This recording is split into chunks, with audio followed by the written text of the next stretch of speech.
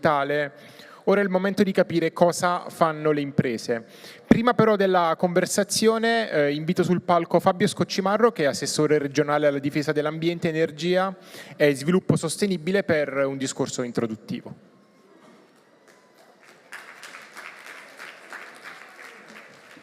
Grazie, buonasera a tutti. Io ero già intervenuto ieri e quindi adesso ho qualche appunto che il mio collega Bini, alle attività produttive, mi ha pregato di leggervi, ma farò una breve sintesi dell'intervento perché mi piacerebbe anche aggiungere gli spunti che ho sentito dai discorsi che sono appena finiti. Quindi io posso rassicurare i presenti e anche i relatori che per quanto riguarda le regioni c'è un impegno molto forte a sburocratizzare tutte le norme. Sembrava impossibile, sentivo il dirigente del mio collega Zanier che parlava di una semplicità inaudita, cioè permettere ai pescatori di prendere le plastiche e le immondizie del mare. Una banalità unica, ma non potevano farlo. Quindi uno dei più grossi impegni che avrà il prossimo governo, al di là di tutte le problematiche nazionali e internazionali del Fronte Mari Policy, avrà anche quella di sburocratizzare, perché senza quello le cose non vanno avanti. I tempi sono troppo lunghi, lo vediamo anche nell'attuazione del PNRR, delle prime pagine dei giornali di oggi, di ieri, di questi giorni. E poi anche, separato dal Ministero del Mare, è uno dei punti programmatici di chi ha vinto le elezioni e quindi ovviamente sarà fatto. Si aspetta che dalle parole si passi ai fatti e ne sono convinto che sarà così, anche perché abbiamo una nazione che si affaccia sul mare per 8.000 chilometri, ma c'è un libro bellissimo, non faccio pubblicità, invece la farò, del mio amico Marco Valle, che ha scritto Patria senza mare, un bellissimo libro molto interessante che presenteremo anche a Trieste, e quindi là è la figura plastica di una grande nazione come l'Italia, che però sul mare ha ancora tanta polenta da mangiare, come si dice nelle montagne del Friuli. Quindi a questo punto vi parlerò di quello che è l'intervento del mio collega Bini, che si scusa di non essere presente, alla delega delle attività produttive, e quindi mi chiede di parlare di quello che le imprese fanno per l'ambiente. Un tema legato all'obiettivo 9 dell'Agenda ONU 2030, cioè costruire infrastrutture resilienti, promuovere innovazione e una industrializzazione equa, responsabile e sostenibile. L'Agenda 2030 evidenzia molto nitido appunto i concetti, appunto di triplici concetti, quello della sostenibilità economica, sociale ed ambientale. Noi siamo testimoni in questo periodo, specialmente dal febbraio-marzo del 20, appunto dalle pandemie, sulla necessità di immaginare e definire degli strumenti e politiche a prescindere dal concetto di tempo, cioè sostenere il sistema anche in ambito economico-produttivo, di fronte a sollecitazioni o criticità. In questa ottica la nostra Regione ha inteso sviluppare, immaginare un sistema economico e produttivo sostenibile, resiliente, innovativo e socialmente avanzato per garantire standard sempre maggiori di benessere per i nostri concittadini. Con queste basi è stata scritta la legge che il mio collega ha presentato nel febbraio del 21, la legge cosiddetta Sviluppo Impresa. È una legge che norma il sistema economico e produttivo della Regione, una legge quadro che tiene conto dei moderni indirizzi di politica economica. Sviluppo Impresa si regge su 3 assi fondamentali: la modernizzazione, la crescita e lo sviluppo sostenibile, e che definiscono anche una capacità di visione strategica, innovatrice e di anticipazione di modelli di sviluppo impensabili fino a qualche anno fa. Quindi, senza entrare nel dettaglio per non annoiarvi di queste norme, anche per evidenti ragioni di tempo, ritengo opportuno valorizzare i principi che maggiormente impattano sui temi che trattiamo in questo summit ed in particolare in questa sessione, cioè il tema della resilienza, dello sviluppo qualitativo, sostenibile e partecipato, dell'innovazione, della digitalizzazione del sistema produttivo, dell'economia circolare, del trasferimento ecologico, della transizione digitale e della trasformazione digitale delle aziende. Ricordiamo anche che la nostra Regione sta seguendo iniziative di assoluta rilevanza. Una, l'ho detta ieri per chi c'era, che è quella dell'Hydrogen Valley, il Valle dell'idrogeno transfrontaliera fra l'Italia, la Slovenia e la Croazia. È un patto molto importante fatto fra noi e queste nazioni, firmato dal Presidente Federica l'8 giugno scorso e sottoscritto a Roma anche dal Presidente Draghi. Un protocollo per attuare appunto la Valle dell'Idrogeno e rientra nei progetti bandiera legati all'esecuzione del piano nazionale, del famoso PNRR. Poi un'altra progettualità importante è legata anche all'attuazione di questo piano e il bando del Ministero per la transizione ecologica che prevede finanziamenti di progetti di investimenti per la riconversione delle aree industriali dismesse e creare centri di produzione e distribuzione dell'idrogeno. Quindi, come avete capito, ci crediamo molto in questa nuova forma di energia. Poi, una cosa che è molto interessante e è piaciuta molto è un progetto in ambito turistico e culturale, i favolosi ONU 17, i famosi GOL, per lo sviluppo sostenibile, e la Regione ha fatto un progetto e un percorso di turismo culturale curando installazioni e opere permanenti di artisti contemporanei di fama mondiale e una bella operazione culturale di arte e di business legata ovviamente alla sostenibilità. Quindi, per concludere, la promozione della sostenibilità è un obiettivo ben presente nella nostra amministrazione regionale e tendiamo a traguardare sempre con maggior convinzione e, come evidenziato in questo intervento, con risorse importanti, finanziamenti importanti, sia nel settore produttivo come negli altri asset fondamentali, per esempio quello turistico. Inoltre la sostenibilità nelle sue declinazioni, 3 declinazioni ricordate, rappresenta una direttrice che guida in maniera dirimente le scelte politiche, nella consapevolezza che questa partita non ci saranno un secondo tempo e neppure i tempi supplementari. Quindi siamo consapevoli che benessere attuale e futuro non possono prescindere da politiche così orientate. Quindi in risposta agli obiettivi climatici del 2030 stiamo lavorando, come ho detto, nel medio termine e nel lungo termine.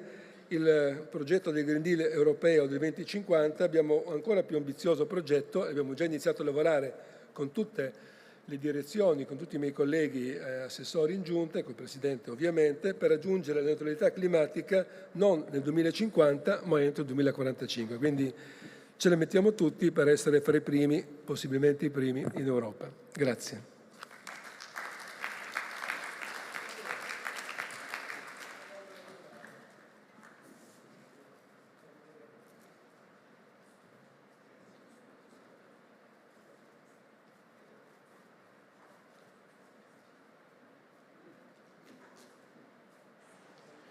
Perfetto, a questo punto invito con me sul palco Emilio Mancuso, biologo marino di LifeGate, Patrizio Regis, ESG Italia Unicredit, Elisa Nannetti di Trenitalia, direttrice della direzione regionale Friuli Venezia Giulia, Antonia Ugeri, CEO e co-founder di Ojair, e collegato dovrebbe esserci Paolo Bonsignore, che è direttore marketing e marche private di Coop Italia, collegato a distanza.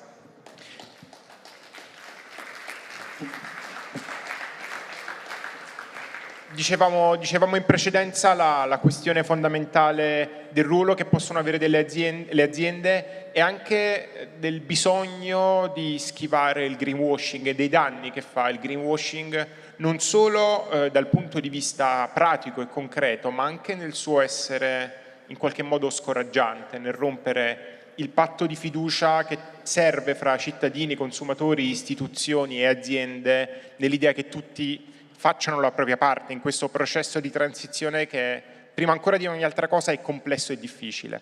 E quindi qui proveremo a raccontare l'impatto concreto, l'impatto reale, misurabile che possono avere le imprese private, ognuna nel proprio settore. Però prima di cominciare la nostra conversazione farei partire un video che racconta uno di questi impatti, degli impatti che raccontiamo oggi qui a Barcolana Sea Summit, che è quello che sono 3 anni di lavoro di Coop Italia sugli oceani, 3 anni di pulizia, 3 anni di impegno, e questo video si intitola Un mare di idee per le nostre acque e poi ne parleremo.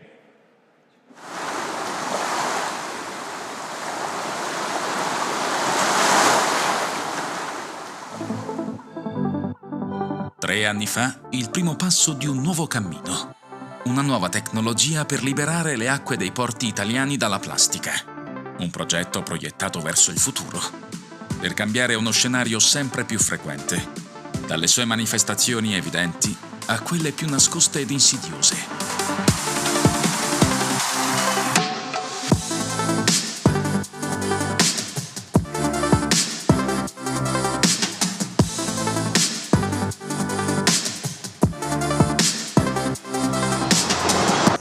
Ma un progetto che guarda al futuro deve sapersi rinnovare ed evolvere di pari passo con lo sviluppo di nuove tecnologie. Il Trash Collector è un grande aspirarifiuti del mare. Pensa che può catturare fino a 100 kg di rifiuti. E allora Tania, dacci il dato finale, quanta ne avete raccolta? Allora, ne abbiamo raccolto ben 10 kg in 4 ore di lavoro. Il Pixie Drone funziona più o meno come un aspirapolvere, lo metti in acqua e con un telecomando lui va a recuperare tutte le plastiche galleggianti. Oltre ad integrarsi con nuove tecnologie, un progetto che guarda al futuro deve sapere quando estendere il suo raggio d'azione. Una recente ricerca dell'ISPRA dice che il 70% dei rifiuti marini è depositato sul fondale.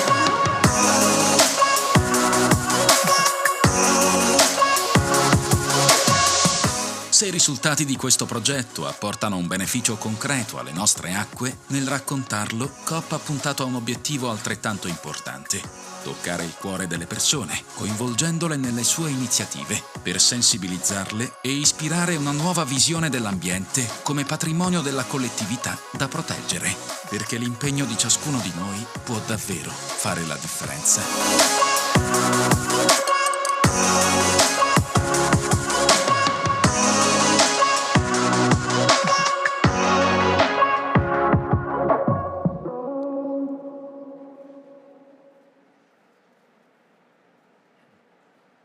Ecco, devo dire che in questo video c'è davvero tutto quello che serve per ristrutturare il rapporto di fiducia fra i consumatori e le aziende, e su questo coinvolgo subito Paolo Bonsignore, collegato a distanza con noi, che sì, non lo vedevo, era alle mie spalle, per parlare proprio di questo, di come avete lavorato su questo progetto, dell'impegno che ci avete messo, ma soprattutto della collaborazione con la scienza, che nella preparazione di questo intervento ne parlavamo, aveva descritto come copetizione, quindi come di un dialogo proficuo fra la scienza, che è il mandato, che è la conoscenza che ci dice, ci racconta il precipizio verso il quale stiamo andando, e le aziende che hanno il potere economico e il potere sociale di intervenire davvero. Quindi com'è stata questa collaborazione, come avete lavorato poi a questi 3 anni di pulizia dei mari? Esatto, ti ringrazio. Il progetto è stato iniziato perché Coop nel suo DNA, nella sua missione, ha la protezione dei più deboli, diciamo, e l'ambiente è stato inserito nei soggetti deboli che devono essere in qualche modo protetti. E quindi abbiamo cominciato questo progetto con LifeGate, con l'aiuto di Emilio Mancuso, che è lì sul palco con voi, che saluto, per cercare di dare un contributo alla pulizia della plastica. E il rapporto poi è evoluto, infatti ne abbiamo parlato brevemente, adesso vado a descrivere come. Il progetto è nato per dare un contributo concreto, e quindi siamo riusciti a raccogliere con questi pochi Sea-Bin, questi straordinari prodotti, 42 tonnellate di plastica, che sono un'enormità e danno il senso della quantità di plastica che è nei mari. Quindi se solo 42 Sea-Bin sono riusciti a tirare su 42 tonnellate, ecco, immaginate quanto c'è ancora da fare.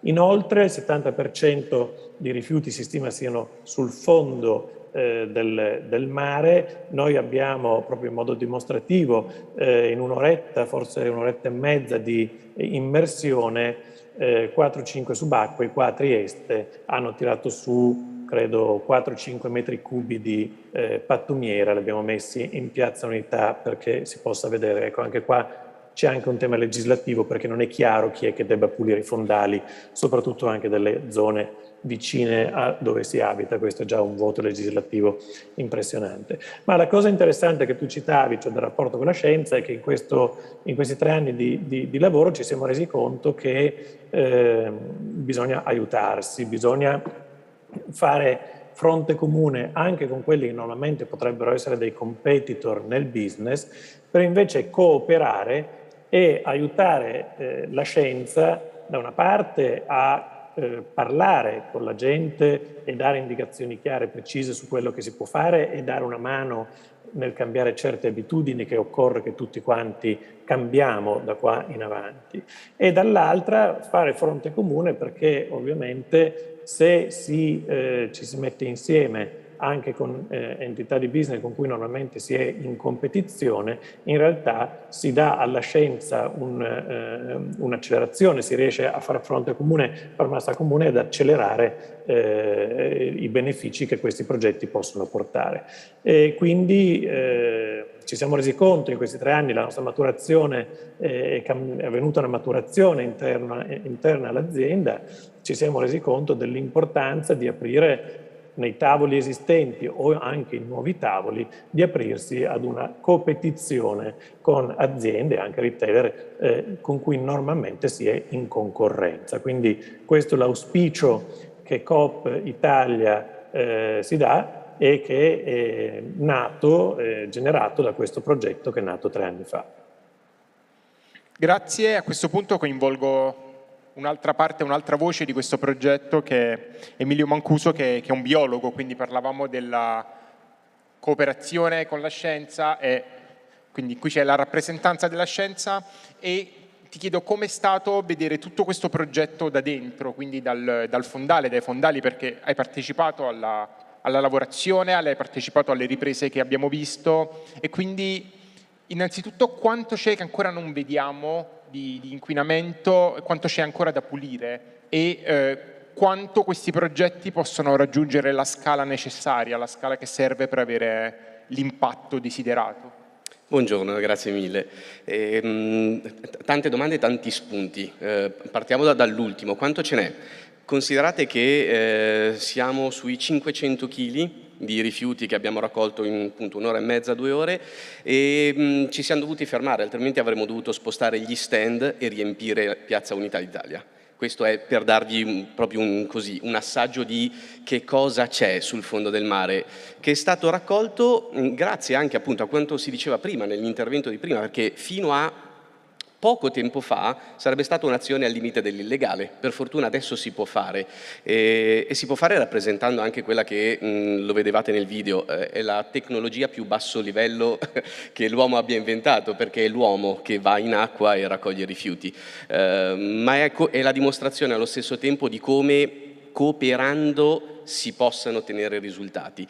La tecnologia, le teste e una punta di sano cuore che mira allo stesso scopo può fare la differenza. Lo abbiamo dimostrato con l'uso di varie tecnologie, dalle più moderne appunto alle più analogiche, e sottolineo questo elemento che credo possa fare la differenza, cioè determinare il punto di partenza per una nuova sfida, che è alzare l'asticella. Tutto questo naturalmente ha impiegato energie ed economie, e ragionando su come alzare l'asticella ci è venuto naturale veramente pensare a questa nuova sfida, che è una sfida in realtà che dovremmo affrontare tutti insieme. Se le aziende, cosa che da un po' di tempo per fortuna si inizia a fare, cooperassero tutte con il mondo della ricerca. Io mi occupo di divulgazione scientifica, mi occupo di mettere in collegamento il mondo della ricerca con la società civile. Se le imprese, che con il loro peso, con la loro importanza, si unissero per sostenere il mondo della ricerca scientifica, si otterrebbero soltanto che dei benefici magnificati. Ognuno rischia di meno, anche riallacciandoci al fenomeno bruttissimo del greenwashing, che comunque comporta un dispendio di economie. Perché investire soldi per far finta di fare delle cose quando con lo stesso quantitativo cooperativo le aziende potrebbero veramente portare al mondo della ricerca una quantità di risorse tali da poter permettere alla ricerca, al mondo dei ricercatori, di essere di più, meglio equipaggiati, con più teste, con più strumenti, tali da poter riuscire a volte a colmare quello che è un altro falso gap, la necessità di arrivare subito a un obiettivo. Non si può pretendere, quando parliamo di sistemi così complessi, che la risposta sia immediata, ma sicuramente la risposta può essere accorciata se l'investimento è maggiore e va tutto nella stessa direzione. Poi ognuno giustamente competa nelle cose che riguardano la propria identità, la propria storia, ma questa è una sfida che la società deve affrontare unita. Non possiamo pensare che ci sia un'unica soluzione capace di risolvere un problema così complesso, per cui se ognuno di noi coopera per portare quello che può, sempre di più, magari sempre più velocemente, perché ne abbiamo veramente grande bisogno, si può arrivare a qualcosa che assomiglia alla soluzione. A questo punto non so se Bonsignore è collegato, ma gli chiederei un ultimo flash proprio di collegamento a quello che ci diceva Mancuso su come cambia la natura di un'azienda come Coop Italia questo tipo di interventi e questo tipo di collaborazione con la scienza e come ne cambia le prospettive. Ne cambia, come dicevamo prima, intanto una presa di coscienza interna che ci ha fatto capire tante cose. Noi da tanti anni che facciamo progetti a favore dell'ambiente e l'importanza della scienza e l'uso della scienza in quello che noi facciamo è notevolissimo. Ma adesso questo rapporto con la scienza diventa ancora più importante. Basta citare il fatto che nel 2050 dobbiamo andare a net zero, quindi a abbattere completamente le emissioni di anidride carbonica. Questo è una rivoluzione. Noi abbiamo 28 anni per provare a capire come azzerare le emissioni. È inevitabile che dovremo lavorare mano nella mano con la scienza, perché qua c'è da rivedere tutto, dalla luce ai frigoriferi, al trasporto, alle abitudini di consumo. E noi sappiamo per esempio che la carne e i latticini hanno un'impronta molto pesante. Quindi io credo che da qua in avanti si apra una nuova fase in cui la relazione tra aziende e scienza diventerà ancora più forte, ancora più solido di quello che già è oggi. A questo punto passerei a un settore molto diverso che è il settore bancario e come può un'azienda, come un'istituzione finanziaria come Unicredit avere impatto in quello che stiamo raccontando e qual è il vostro modello di sostenibilità e di intervento sostenibile? Allora diciamo che quello che stiamo facendo, stiamo cercando di fare, risuona molto con gli interventi che mi hanno preceduto. Cooperazione è una parola chiave e l'idea è che Unicredit possa diventare una piattaforma che metta al servizio delle aziende che vogliono fare, delle realtà che vogliono fare scelte virtuose come quelle che stiamo sentendo, possano accedere ad una serie di elementi che vanno anche al di là chiaramente della finanza, che è il cuore di quello che facciamo. Quindi possiamo intermediare in questa arena ESG conoscenze, competenze e anche relazioni sia con l'accademia che con gli altri stakeholder importanti. Per fare questo percorso ci siamo concentrati su alcune parole chiave. La prima è sicuramente la credibilità. Credibilità perché per porci nei confronti dei clienti come un attore che li può accompagnare in questo percorso abbiamo dovuto fare per primi queste scelte per capire cosa voleva dire percorrere la strada della sostenibilità. In questo siamo stati abbastanza precursori perché dal 2000 che abbiamo fatto il primo bilancio sociale ed ambientale, quindi diciamo l'allenamento a misurare che cos'era, qual era il nostro impatto sull'ambiente e sulla società ci ha permesso di fare delle scelte che hanno messo ESG abbastanza centrale all'interno della nostra attività. Ad esempio siamo una delle poche banche in Europa che ha un comitato ESG nel board. Questo cosa vuol dire? Che tutte le scelte legate a questi temi sono concentrate al più alto livello decisionale e quindi hanno influsso su tutta l'azienda. Questo è il risultato anche centrale nell'ultimo piano industriale che abbiamo presentato, dove i temi ESG sono stati messi al centro di questo piano e che prevedono 150 miliardi di erogazioni sui temi ESG a livello europeo da qui al 2024. Un altro tema importantissimo per essere credibile è la formazione. Quindi stiamo avviando programmi di formazione, abbiamo avviato programmi di formazione per tutti i nostri colleghi. In Italia ci sono 28.000 persone di Unicredit nella parte commerciale e oltre 20.000 di queste persone hanno fatto corsi legati alle tematiche ESG, corsi che vanno da quelli che permettono di dialogare con i clienti per accompagnarli in questo percorso ad un master che vede proprio in questi giorni in aula oltre 200 colleghi che otterranno una certificazione dal Politecnico di Milano sui temi della finanza sostenibile, quindi proprio su come accompagnare le aziende che vogliono intraprendere questo percorso. Il nostro focus è chiaramente sui temi della transizione energetica. Anche qui, come azienda, stiamo cercando di prenderci degli impegni che testimoniano come anche noi vogliamo fare questo percorso. Prima è stato citato Net Zero, noi siamo parte di questa Net Zero Banking Alliance che vede due grandi obiettivi, riduzione delle emissioni dirette al 2030 e riduzione delle emissioni indirette al 2050. Mentre ridurre le emissioni dirette è tutto sommato facile per una banca, vuol dire ridurre le emissioni dei propri impianti produttivi, delle filiali, dei nostri uffici, dei nostri trasporti, le emissioni indirette vuol dire che tutte le aziende che noi finanziamo devono avere emissioni zero.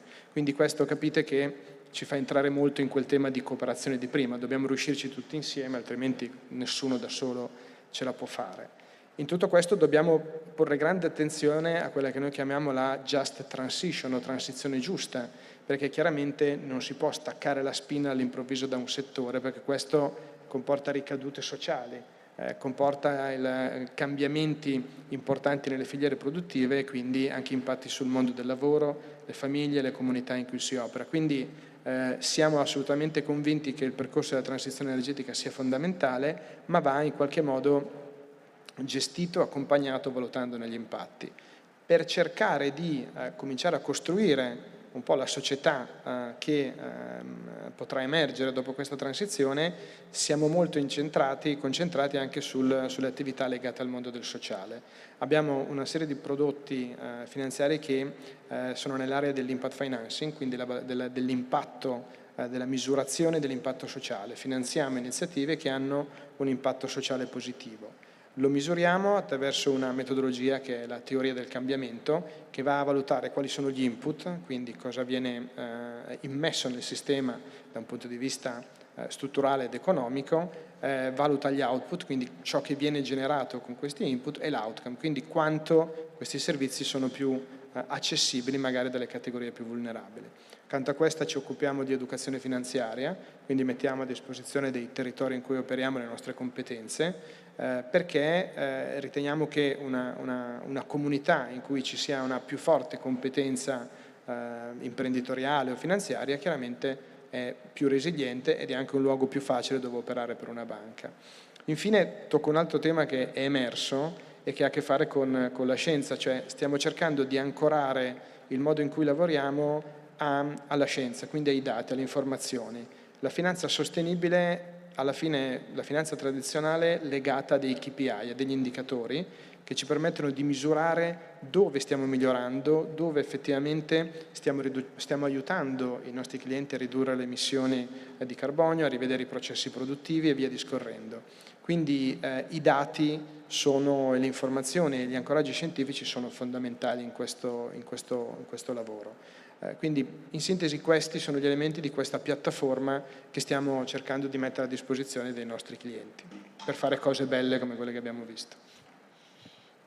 Anche perché sbloccare risorse finanziarie è, l'aspetto decisivo per poter fare la transizione. In questo siamo, così, aiutati dall'Unione Europea, che sta varando una serie di regole che stanno spingendo le banche ad agire in una certa direzione e a diventare, se volete, un motore positivo di cambiamento. Cito solo un elemento fra i tanti: le banche dovranno misurare il proprio Green Asset Ratio. Che cosa vuol dire? Fare reporting su quale percentuale dei propri asset è effettivamente green e sostenibile, e questo implica che noi dovremo dialogare con i clienti per capire quanto loro lo sono e quindi poter effettivamente assolvere a questo impegno. Io mi rivolgo da questo lato del palco, Elisa Nannetti, direttrice Trenitalia per Regione Friuli Venezia Giulia, e l'aspetto della mobilità è assolutamente decisivo, è impossibile da sottovalutare nei discorsi sulla transizione, e la mobilità ferroviaria è il cuore di una mobilità sostenibile, lo è su scala nazionale, lo è a maggior di più in una regione come questa, così collegata al mare, quindi al porto, e quindi il corretto funzionamento delle ferrovie è strettamente legato a quello del porto e viceversa. E quindi, sempre parlando di modelli di sostenibilità, qual è il modello che state attuando con Trenitalia qui in regione? Qual è la visione che c'è dietro questo modello? Buonasera a tutti. Prendo il titolo del panel: pianifica, investi e migliora. La pianificazione è diventata ormai il must, perché quando parliamo di pianificazione parliamo di pianificazione dell'offerta. Partiamo dal contesto. Il contesto è che il trasporto stradale impatta per un quinto sulle emissioni di CO2 in Europa. Di questo un quinto, il 61% sono autovetture. Se poi trasferiamo il concetto sul mondo urbano, il 30% delle emissioni sono attribuite al trasporto urbano e il 72% è determinato dall'autovettura. Per cui è chiaro che per le imprese ferroviarie, ma per tutte le imprese del mondo della mobilità, il competitor vero è l'autovettura. E se parliamo di sostenibilità, dobbiamo creare un sistema di mobilità attraente, attrattivo, efficiente, accessibile, tale che consenta al cliente di muoversi door to door, quindi esco di casa, vado dove devo andare, ci ritorno senza aver bisogno di utilizzare l'auto. E quindi Trenitalia ha sposato in pieno il modello di business del Mobility as a Service, il MaaS, che crea una modalità di cooperazione con le autorità istituzionali. Penso nel nostro caso in Trenitalia regionale, che è la struttura di cui faccio parte, il committente Regione Friuli Venezia Giulia, insieme ai partner che fanno mobilità di trasporto pubblico locale, nel nostro caso TPL e FVG.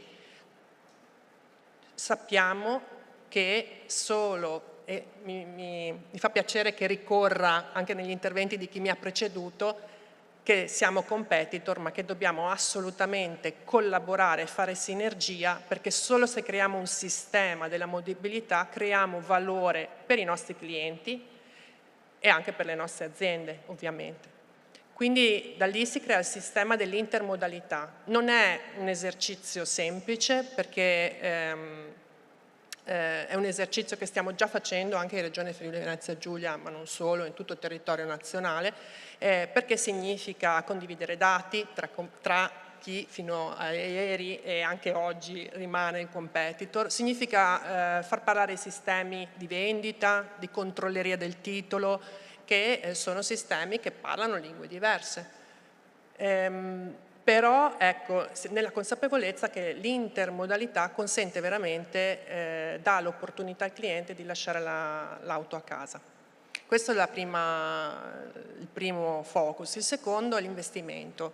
Per darvi un'idea, Trenitalia regionale sul territorio nazionale ha un asset di rotabili di 1300 treni che circolano ogni giorno fornendo 6.000 servizi, grosso modo. Nel 2019 abbiamo stimato che il trasporto ferroviario ha tolto dalle strade 50.000 automobili e quindi 70 milioni di chili di CO2.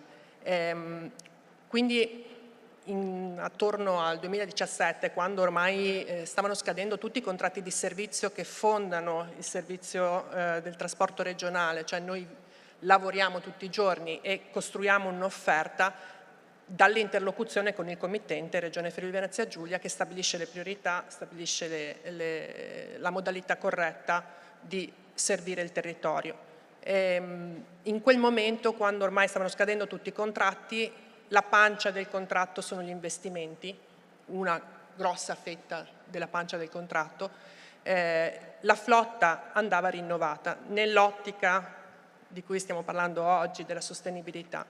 Per cui proprio allora i nuovi treni che sarebbero stati progressivamente inseriti in esercizio da fine 2018, dal primo contratto che è stato firmato in Veneto, è stata accompagnata questa messa in esercizio dalla slogan "la musica sta cambiando", perché poi i treni hanno tutti i nomi rock, doppio piano, il pop, proprio per assecondare questa rivoluzione.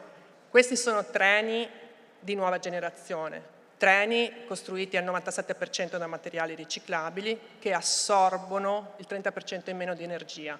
Quindi se riflettete sul fatto che noi circoliamo facendo 6.000 servizi al giorno, potete immaginare l'impatto in termini di riduzione di consumo energetico.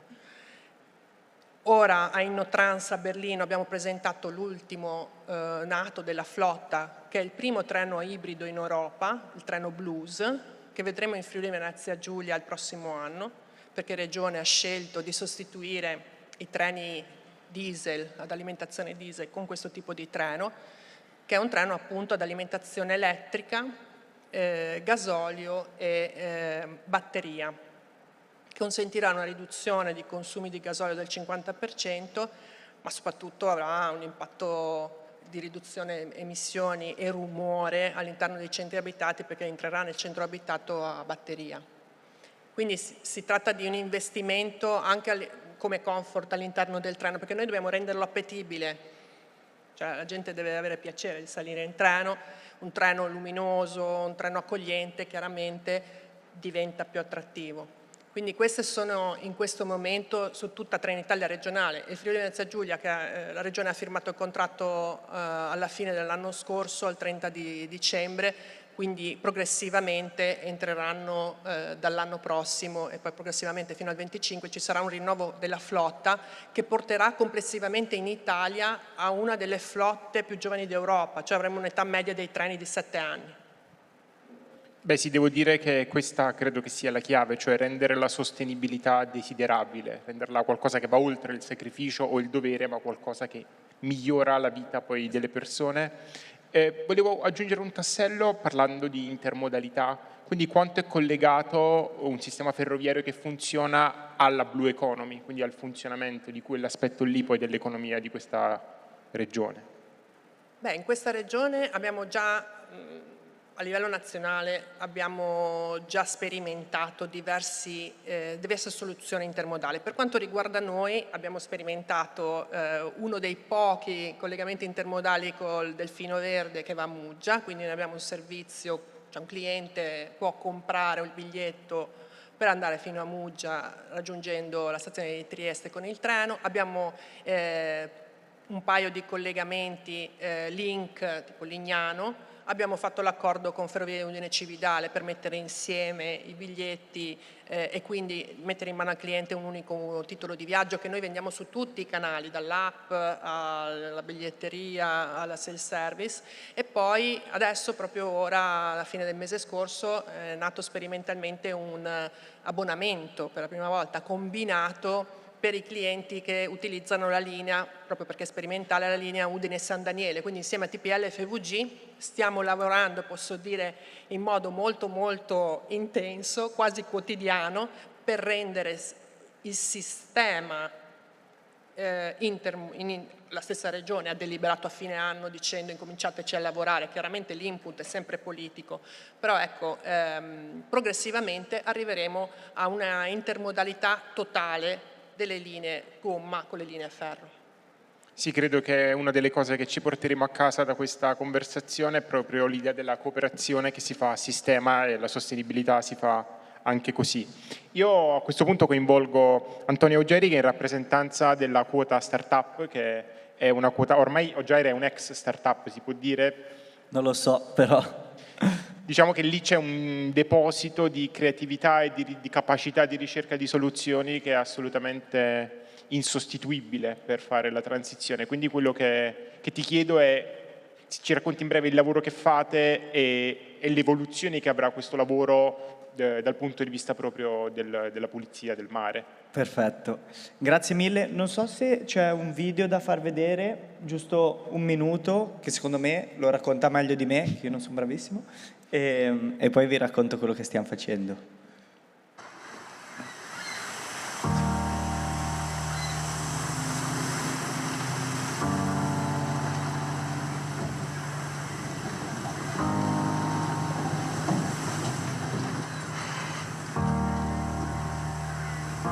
me il mare è la vita, abbiamo imparato a rispettarlo giorno dopo giorno. Città da vivere.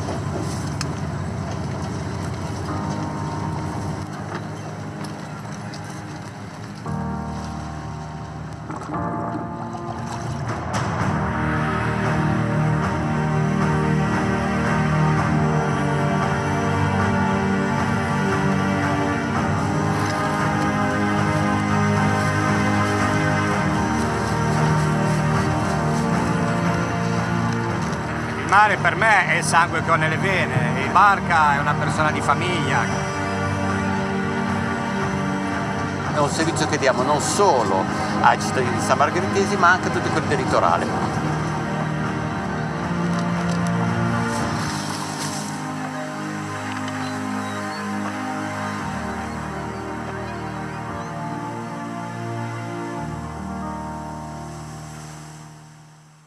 Ci tenevo a farvelo vedere perché spiega in un attimo quello che facciamo.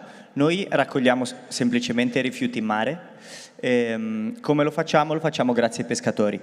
Era la flotta basata in Liguria, non so se si sentiva dall'accento, e abbiamo appunto le operations in Italia, in Brasile e in Indonesia.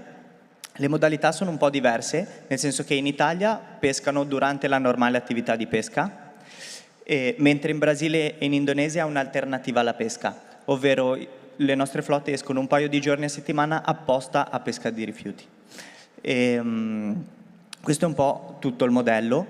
Noi abbiamo creato una piattaforma, un sistema gestionale che all'inizio serviva a noi per avere tracciabilità totale di quello che succedeva, che adesso abbiamo esteso ai nostri partner, perché tutto il modello poi si fonda nella collaborazione, cooperazione, e nel fare partnership con aziende e con persone, perché quello che abbiamo visto è che noi teniamo particolarmente al mare per diversi motivi. Io faccio surf da tutta la vita, ho passato un sacco di tempo in Indonesia, in California, in Centro America, dove il problema abbastanza lo noti chiaramente, però quello che abbiamo notato è che non era solo un problema nostro, ma sempre più persone e sempre più aziende volevano avere un impatto concreto e non era semplicissimo e tangibile. Quindi quello che facciamo sono partnership, la parte predominante sono le partnership con le aziende, dove ci settiamo un obiettivo di raccolta e cerchiamo di appunto raccogliere questi X rifiuti in un arco di tempo e poi diamo anche gli strumenti alle aziende per raccontarlo. Quindi facciamo poi la campagna di comunicazione. E grazie alla piattaforma adesso stiamo trasferendo tutto su blockchain in maniera che la trasparenza sia totale e così sappiamo perfettamente ogni chilo da dove viene, quando è stato raccolto, e questo fa sì che si possa collegare all'azienda, non so, regali un chilo allo specifico dipendente oppure colleghi a ogni 1.000 euro di transazioni, fai raccogliere un chilo dalla persona e rimane tutto molto diretto e tangibile. Questo è più o meno quello che facciamo. Siamo in un momento di start-up in verità, siamo appena passati da 5 a 15 persone, siamo dentro lo startup di Unicredit, quindi stiamo crescendo molto. Abbiamo 2 livelli diversi di complessità, un po' di operations e un po' di team interno. E sicuramente il passaggio della salvamare ci ha facilitato molto perché all'inizio era complicato quando lavoravamo borderline. Cosa è cambiato la salvamare concretamente per la vostra operatività, proprio dal punto di vista pratico? Ma allora, intanto i pescatori all'inizio, quando parlavamo con loro, dicevamo e spiegavamo il progetto, subito ci dicevano ma noi non possiamo. Poi in certi, per esempio siamo partiti da Cesenatico, lì la salvamare era stata anticipata, quindi si poteva, però dovevamo quasi, e avevamo anche tra virgolette un po' di ansia, perché noi convincevamo i pescatori a raccogliere rifiuti, che ci sembrava la cosa più normale del mondo, però siamo stati molto attenti che, perché se poi un pescatore prende una multa per colpa nostra, diventa un problema. Sì, infatti forse la domanda era come facevate prima della salvamare a fare questa cosa? Appunto, in realtà operavamo solo a Cesenatico e a Santa Margherita in verità abbiamo seduto tutti al tavolo, quindi il comune, la municipalizzata, i pescatori, la cooperativa, e quindi abbiamo siglato un accordo quadro. Adesso lo possiamo fare senza problemi e all'inizio è stato anche divertente perché la prima volta che sono uscito con i pescatori, io vivo a Genova in un borgo di pescatori, anche qua non so se si sente, e quindi conoscevo tutti. La prima volta andiamo a fare un video, andiamo a vedere quanta plastica c'è, arriva su una cassetta di plastica e un pescatore, un secondo dopo, la lancia in mare. E l'altro pescatore fa: Pelì, ma ci sono quelli della plastica, cosa combini? E lui fa: ma non me l'avete detto, non possiamo mica tenerlo a bordo. Quindi lì proprio ho toccato con mano che loro era 10 anni che agivano così, quasi inconsciamente. Adesso secondo me cambierà molto e anche a livello di education, cioè questa parte è proprio importante a livello di consapevolezza. Sì, anche perché è nell'interesse poi stesso dei pescatori pescare in un mare pulito. Anche perché loro lo ritrovano alla pescata dopo, questo per loro era un problema gigantesco. Però mi metto anche nei, tra virgolette, nei loro panni, che tornare a prendere una multa penale, dicevano vabbè, non lo facciamo. Perfetto, devo dire che è stata una conversazione davvero stimolante con tanti angoli diversi e credo che proprio da questi vari tasselli abbiamo ricomposto il puzzle di come ci si possa tenere alla larga dal greenwashing, come il greenwashing non sia una condanna, un destino, ma ci siano delle alternative concrete e praticabili. Quindi io vi ringrazio tutti, ringrazio Paolo Bonsignore, direttore marketing di Coppa Italia, Emilio Mancuso, biologo, e Patrizio Regis di ESG Unicredit Italia, Elisa Nannetti di Trenitalia e Antonio Augeri di Ojair. Grazie mille. Grazie a tutti. E lancio subito la parola, passo la palla alla penultima sessione di questa giornata.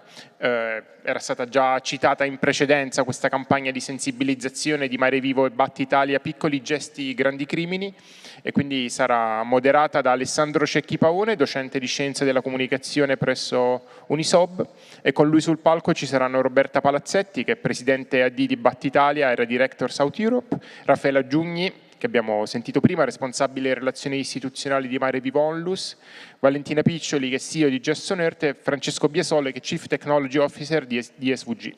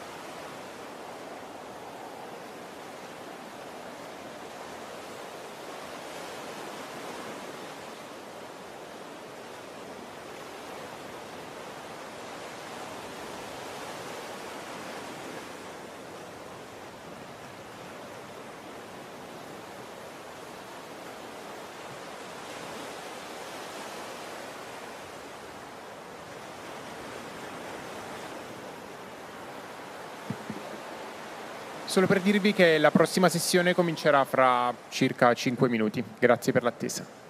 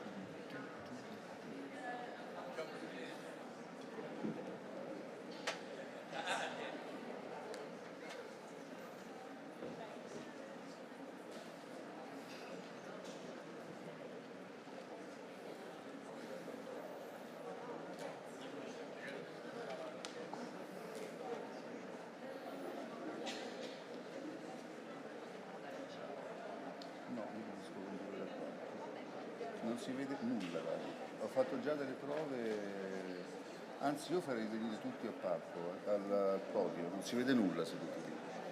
Siamo quasi alla stessa altezza.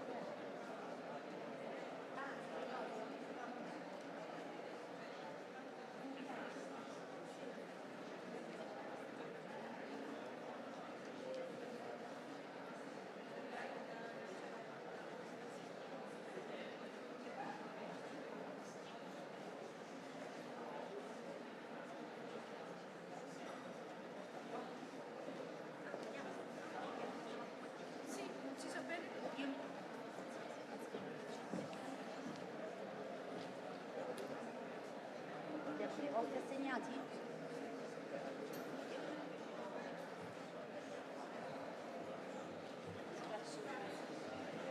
Faccia gli altri.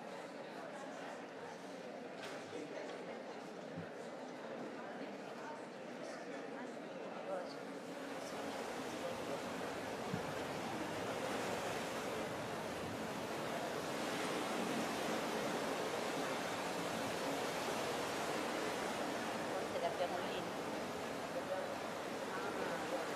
No, vabbè, ma io nel 2 va benissimo. Ok.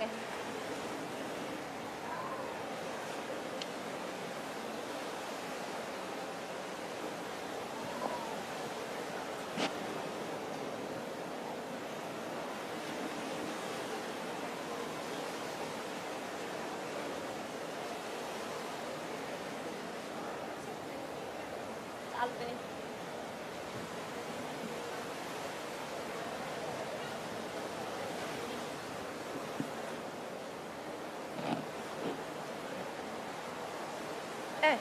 Ah, fantastico. Ah, va bene, va bene.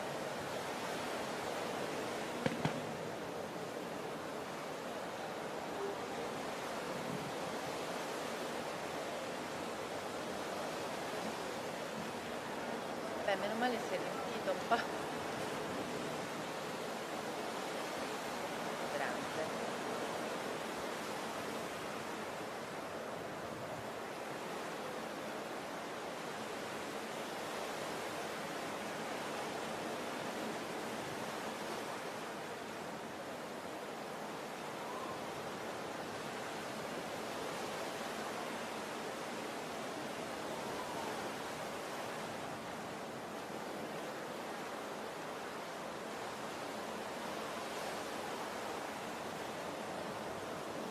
Signore e signori, cortesemente vorrei chiedervi di prendere posto. Con straordinaria e triestina puntualità stiamo per cominciare. Grazie.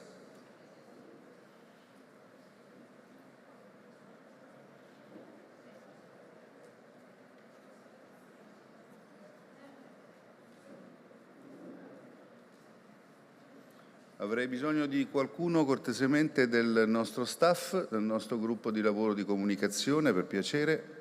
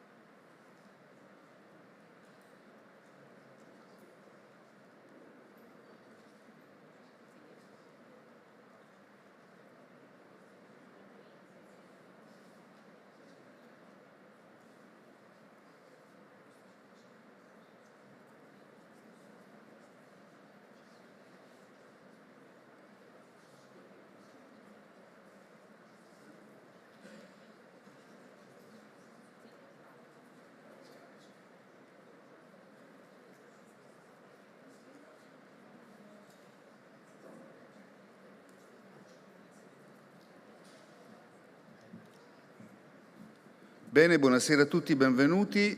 Aspetto solo il segnale che è iniziato il collegamento in diretta streaming con i canali della mia amata associazione Mare Vivo. Se potete darmi l'ok che siamo collegati, in modo che chi non è qui con noi nel centro congressi di Trieste ci può seguire e sostenere anche a distanza. È ok? Eccoci qua. Vedo qualcuno che da remoto ci sta guardando, non so chi sia. Chi è? La conoscete? Ah, è la senatrice già. Senatrice, benvenuta, arrivo subito da lei, un secondo solo. Buonasera a tutti. Buonasera senatrice Gallone, arrivo subito da lei, una parola di introduzione e di ringraziamento per avermi coinvolto in questa bellissima iniziativa in un posto che amo molto. Io cominciai il mio rapporto con Trieste perché subito percepii il legame profondo di questa città con il mondo della scienza, della ricerca e dell'amore per l'ambiente, in particolare per l'ambiente marino. 50 anni fa Fulco Pratesi, fondatore del WWF, mi indicò come capo dei giovani del WWF e dei Panda Club e nacque il rapporto con il castello di Miramare, che poi è diventato un punto di riferimento fondamentale anche per i nostri cosiddetti campi estivi e campi di formazione alla sensibilità ecologica e ambientalista. Parliamo di 50 anni fa, quando ancora di queste cose ci occupavamo veramente in pochissimi. E l'altra ragione che mi fa felice di essere qui è vedere come un'importante manifestazione di uno sport che amo molto, che è lo sport della vela, quanto di più ecologico si possa pensare, è stato abbinato, si è gemellato con un'iniziativa e una riflessione sull'elemento che lo sostiene, il mare appunto. Il mare che non va più trattato come un unico ecosistema genericamente importante, ormai lo sappiamo, genericamente da proteggere, ormai ci proviamo da molto tempo, ma soprattutto come un'occasione per scegliere di volta in volta gli obiettivi. Un'altra associazione che mi è molto cara, che non è a caso al centro di questa iniziativa, che è Mare Vivo, per esempio mi ha insegnato molti anni fa in operazioni di comunicazione comune l'importanza della posidonia. Oggi noi siamo qui per sottolineare, insieme con gli amici di BAT e con la Regione, l'importanza della lotta contro il littering. Dopo aver tanto e giustamente parlato delle isole galleggianti in mezzo all'Oceano Pacifico e Indiano di plastica, dopo aver giustamente tanto parlato di microplastiche ingerite dalla ittiofauna e poi di conseguenza anche da noi, stiamo richiamando l'attenzione ed è meritorio da parte di chi ha deciso di occuparsene sul littering, cioè quel orrendo fenomeno che tra l'altro rovina anche esteticamente la bellezza di una giornata passata al mare, cioè il gettare, il disseminare spiagge e ambienti marini di piccoli oggetti che in realtà sono dei crimini, come è stato definito questo fenomeno nel titolo del nostro incontro. E quindi certamente tappi di plastica, bottiglie di plastica, tappi di ogni genere, piccole cannucce, ma soprattutto mozziconi di sigaretta. Non avete idea, non abbiamo idea di quanti mozziconi di sigaretta infestino le spiagge e di conseguenza anche le acque marine. Non avete idea, non abbiamo idea di quanti mozziconi di sigarette devastano esteticamente e dal punto di vista della qualità ambientale le nostre strade, le nostre piazze, i nostri ambienti pubblici. Non avete idea e non abbiamo idea di quanto sia non solo brutto da vedere, ma indistruttibile questo tipo di littering, insisto, quello che fa riferimento ai mozziconi di sigaretta, e quanto sia dannoso per l'ambiente. Non avevo idea neanch'io, che mi occupo di queste cose da 50 anni, che per esempio il filtro delle sigarette, quindi dei mozziconi, contiene anch'esso delle microplastiche, quindi torniamo al problema di sempre. Capite dunque l'importanza di questo incontro che voi state confermando numerosissimi, avendo già del tutto riempito questa pur grandissima sala. Piccoli gesti, grandi crimini. Credo e spero di aver sintetizzato di che cosa stiamo parlando, ma se non ci fossi riuscito mi aiuta in diretta da Roma, credo, comunque benvenuta, la senatrice Alessandra Gallone, benvenuta, segretario della Commissione Ambiente del Senato. Grazie a tutti, grazie, buonasera, un saluto affettuoso a Trieste che è una città marina per eccellenza, una penso delle città più belle d'Italia da ogni punto di vista. Ha detto bene, piccoli gesti, grandi crimini. Saluto Mare Vivo, saluto Rosalba Giugni e saluto tutti coloro che in questi anni hanno accompagnato anche il mio lavoro, il nostro lavoro come parlamentari per fare in modo che la tutela dell'ambiente, soprattutto la tutela degli ecosistemi marini, avesse la giusta considerazione e la giusta attenzione. Piccoli gesti, grandi crimini. Il littering, gettare un mozzicone come se nulla fosse nel mare, nella sabbia, addirittura vengono usati degli scogli con i loro buchini preziosi all'interno dei quali c'è tutto un mondo, usati come posaceneri. Questo oggi è assolutamente, oggi più che mai, intollerabile e assolutamente da combattere. C'è una legge, c'è una normativa, l'ordinamento italiano si è dotato di una normativa, se vogliamo anche abbastanza severa rispetto all'inquinamento ambientale da littering. Severa ma non così tanto, questa è una legge al collegato ambientale che prevede una sanzione da 30 a 150 euro. Per me è nulla. È una legge del 2015 che poi abbiamo cercato di migliorare con la legge cosiddetta Salvamare che è stata approvata proprio nel corso dell'ultima legislatura. Ma non è abbastanza.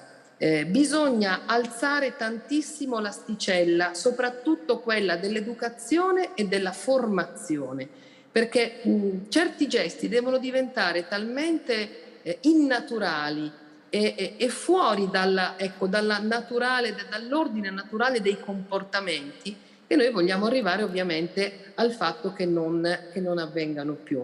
Insieme a Mare Vivo avevamo portato avanti un'istanza che era quella di dotare il più possibile almeno di posaceneri portatili le persone che indulgono e che fumano e che sono fumatori. Quindi il nostro criterio non è quello di limitare la libertà personale delle persone, ma di fare in modo che questa libertà personale non vada ad intaccare la libertà di tutti di godere di un ambiente salubre e sano. Per quanto mi riguarda, io le sanzioni le alzerei veramente tantissimo perché dovrebbero essere esemplari e questo può essere uno dei modi e dei motivi. L'altro è la sensibilizzazione delle amministrazioni comunali. Così come vengono distribuiti i sacchetti per le deiezioni canine, nello stesso modo dovrebbero essere distribuiti posaceneri portatili anche di materiali ovviamente assolutamente biodegradabili, come la carta stessa, una carta magari un pochino più resistente. Ecco, questo dovrebbe essere fatto e dovrebbe essere fatto, anche perché i dati poi di fatto di attuazione di questa norma sono molto deludenti. Quindi io ripeto, la sensibilizzazione anche delle amministrazioni comunali e magari anche semplicemente prevedendo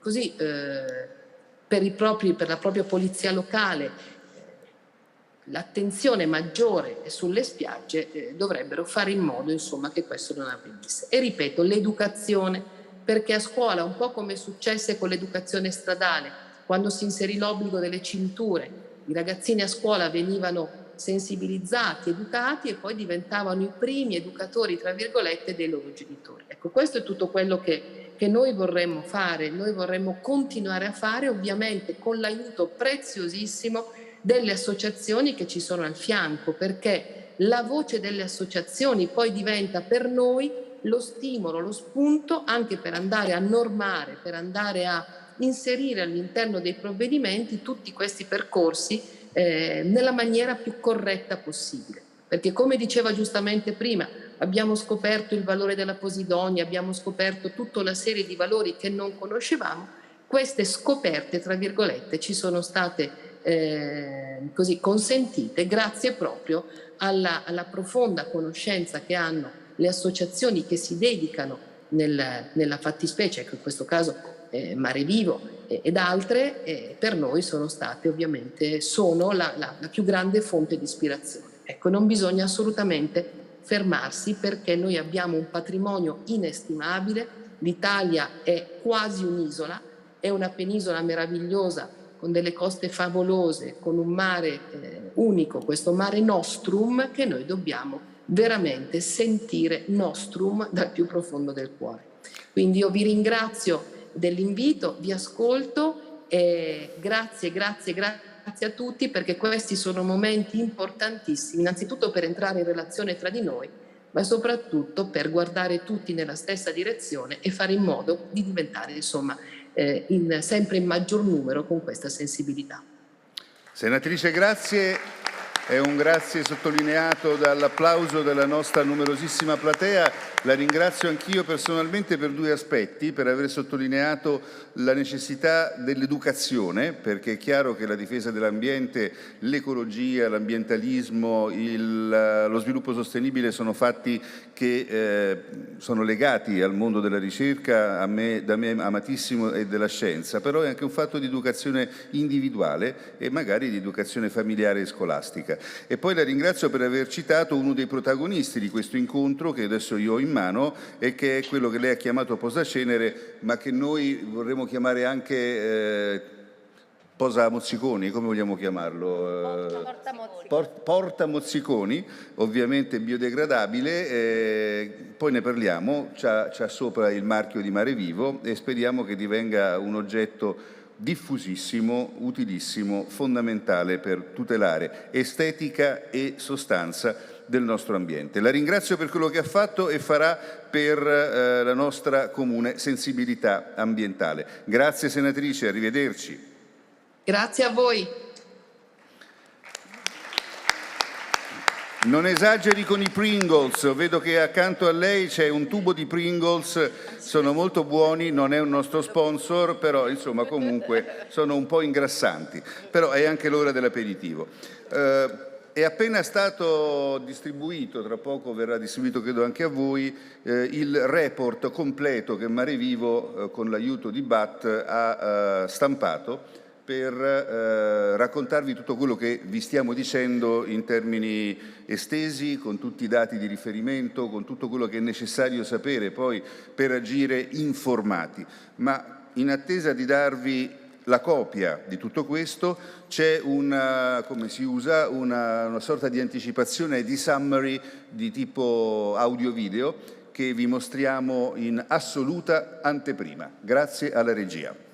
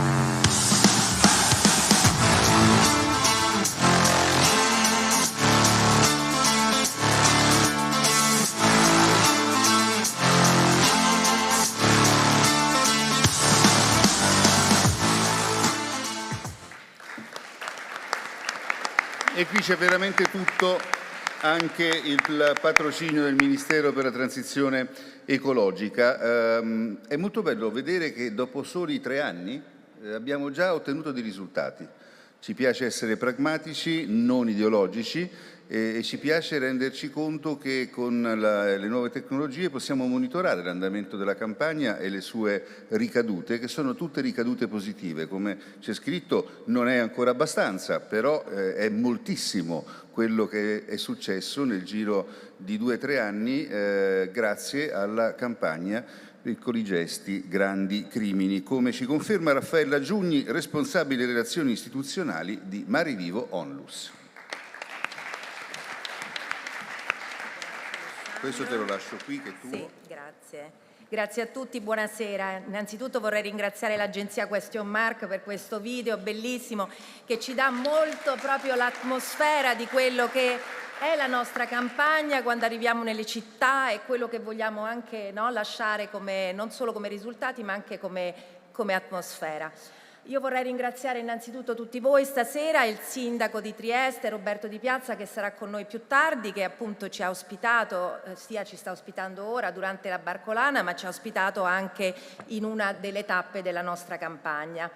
Piccoli gesti, grandi crimini arriva alla fine della terza edizione, quindi oggi parliamo un po' dei risultati, di che cosa è successo. Ma prima di dirvi questo vorrei ricordarvi perché facciamo questa campagna. Allora, effettivamente noi siamo tutti consapevoli della pericolosità del fumo per la nostra salute, ma purtroppo c'è molta poca consapevolezza e conoscenza di quali sono i danni che i mozziconi di sigaretta invece causano all'ambiente e al mare. Pensate che ogni anno vengono fumati 6 trilioni di sigarette nel mondo e 4,5 trilioni in un modo o in un altro finiscono nell'ambiente. In Italia 14 miliardi, quindi parliamo di numeri enormi e questo appunto, infatti i mozziconi sono il rifiuto maggiormente trovato sulle spiagge di tutto il mondo.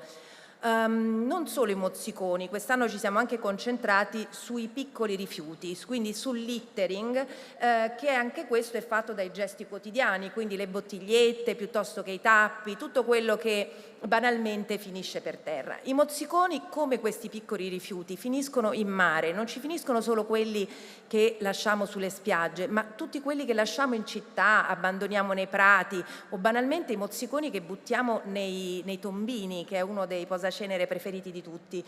I mozziconi da spenti continuano purtroppo a rilasciare sostanze nocive. Queste sostanze nocive finiscono nell'ambiente, finiscono nel mare, vengono ingerite dagli animali marini e lo stesso succede per i filtri, perché i filtri, come diceva Alessandro prima giustamente, non sono biodegradabili come molti di noi credono, ma si sminuzzano in centinaia di piccole microplastiche e finiscono nel mare per sempre. Automaticamente che cosa succede? Che in qualche modo finiscono nella nostra catena alimentare, quindi diventano anche un problema, un danno per la nostra salute.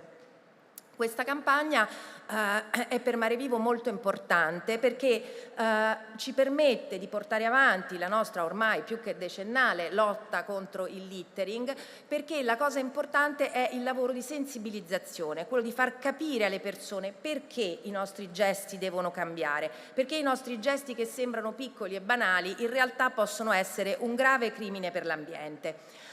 Ma passiamo alla campagna di quest'anno. Alle 8 città che dove avevamo già fatto la campagna negli anni precedenti si sono aggiunte Trieste, Pescara, Salerno, Viareggio e Pordenone, quindi 5 città importanti. Io vorrei ringraziare molto i sindaci e le amministrazioni locali perché è grazie a loro che la nostra campagna ha un grande successo e che poi speriamo venga implementata in maniera continuativa in questi comuni.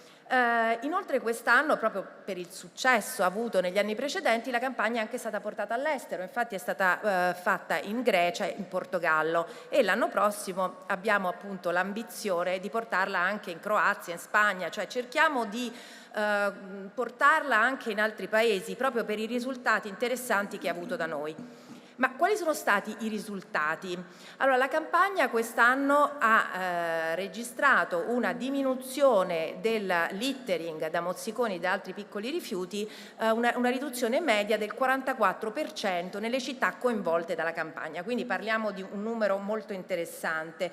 Ma la forza di questa campagna è dovuta proprio alla sinergia di 3 attività specifiche, che sono l'attività di sensibilizzazione, di utilizzo di strumenti concreti e dell'utilizzo della tecnologia.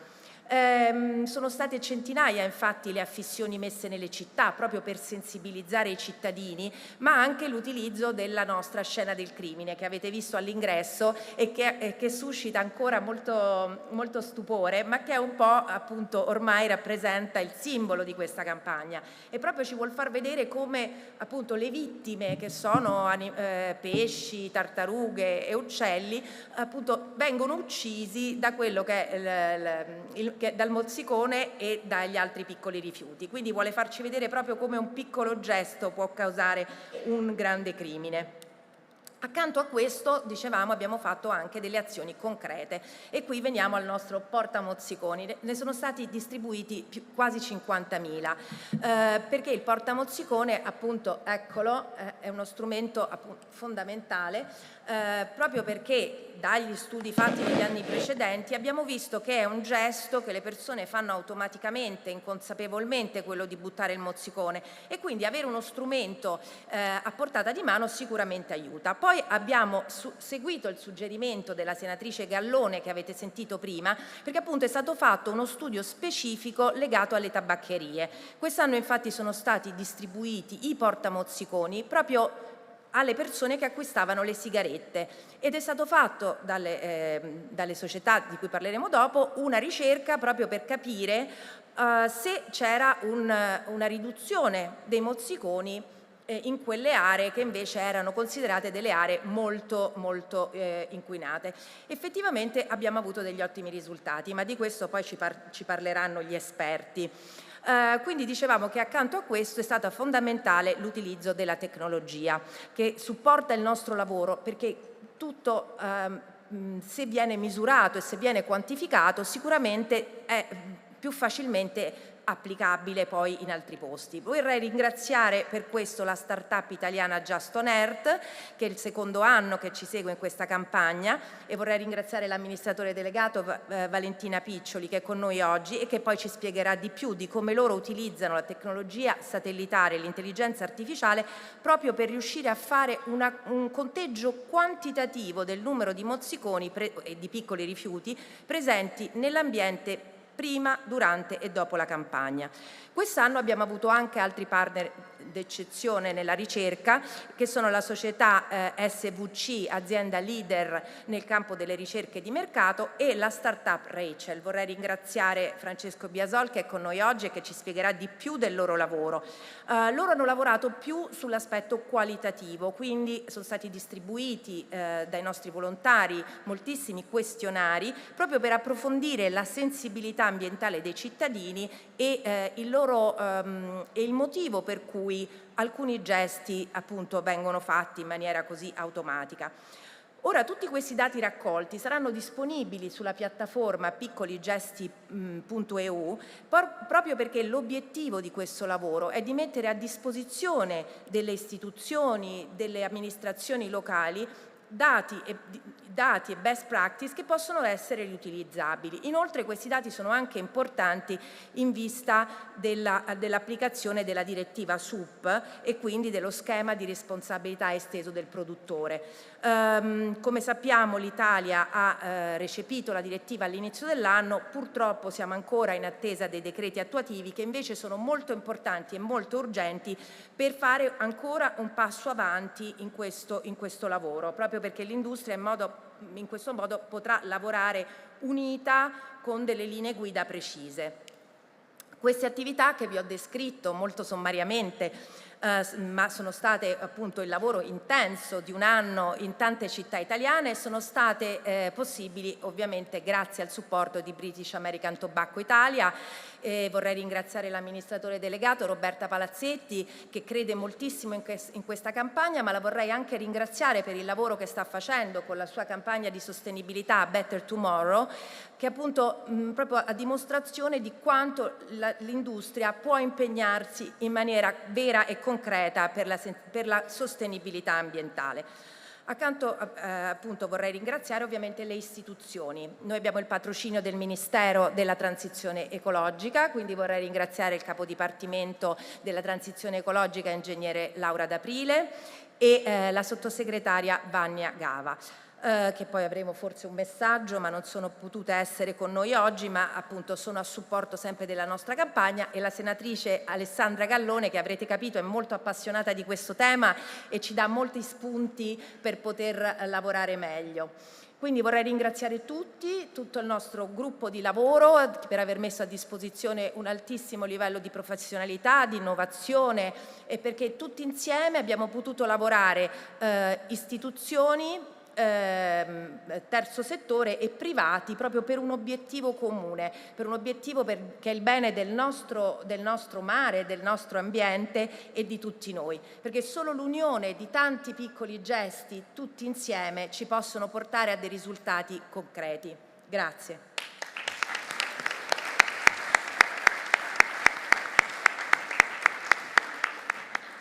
Io non mi muovo più senza questo. Non so cosa ci possa mettere oltre i mozziconi, ma qualcosa ci metterò e me lo porterò sempre. Mamma ci mette le monetine perché lei non fuma. Se tu metti le monetine pure è comodo. Allora saluto per l'occasione Rosalba Giugni, che è fondatrice di Mare Vivo e da sempre splendida partner di tante bellissime iniziative. Monetine. Io potrei metterci delle pillole, anche se per fortuna non sono ancora così malato da dovermelo portare appresso, però insomma l'età avanza, può servire anche a questo. Caramelle. Meglio caramelle. Allora, due cose importanti di tutte quelle che ci ha detto, tutte importanti, la nostra Raffaella Giugni. Capire che il filtro e il mozzicone spenti continuano a liberare veleni. E questa è una cosa che non si sa, cara Raffaella, e tu hai fatto bene a ricordarlo. E a liberare microplastiche.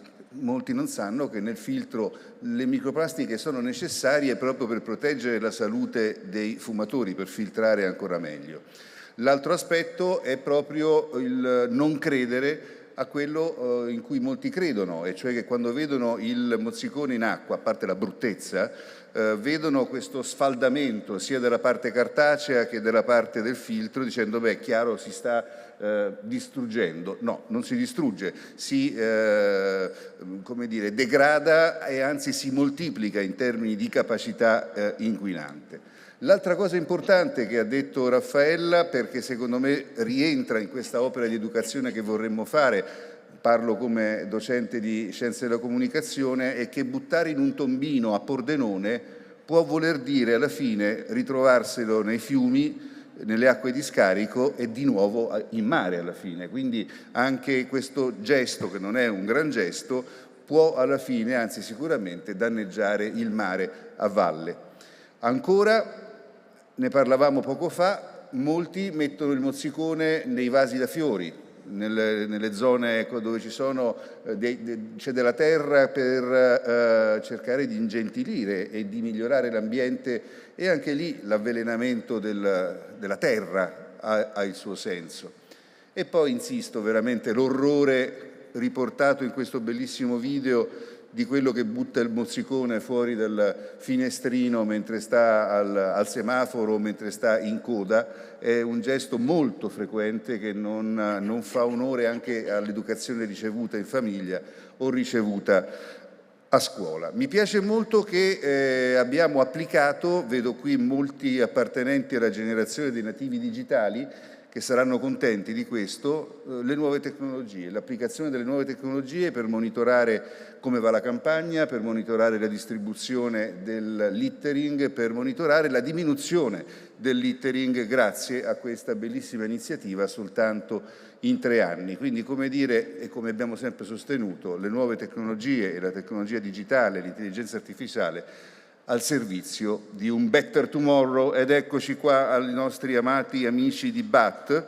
Ho scoperto Better Tomorrow, un futuro migliore, come iniziativa a cui BAT dedica molto tempo, molto spazio, molte energie, molte risorse. Già l'anno scorso parlavamo anche lì di applicazione estesa del digitale, dell'intelligenza artificiale, delle nuove tecnologie per la cosiddetta agricoltura di precisione, che è un'agricoltura che consente, ne abbiamo discusso a Napoli esattamente un anno fa, risparmio di acqua, risparmio di energia, risparmio di fertilizzanti, quindi anche lì un impatto straordinariamente positivo in termini di riduzione del danno. E oggi quest'altro aspetto, quindi un Better Tomorrow veramente a 360 gradi che merita il nostro plauso nella persona di Roberta Palazzetti, Presidente e amministratore delegato di BAT Italia e Area Director Sud Europa. Grazie.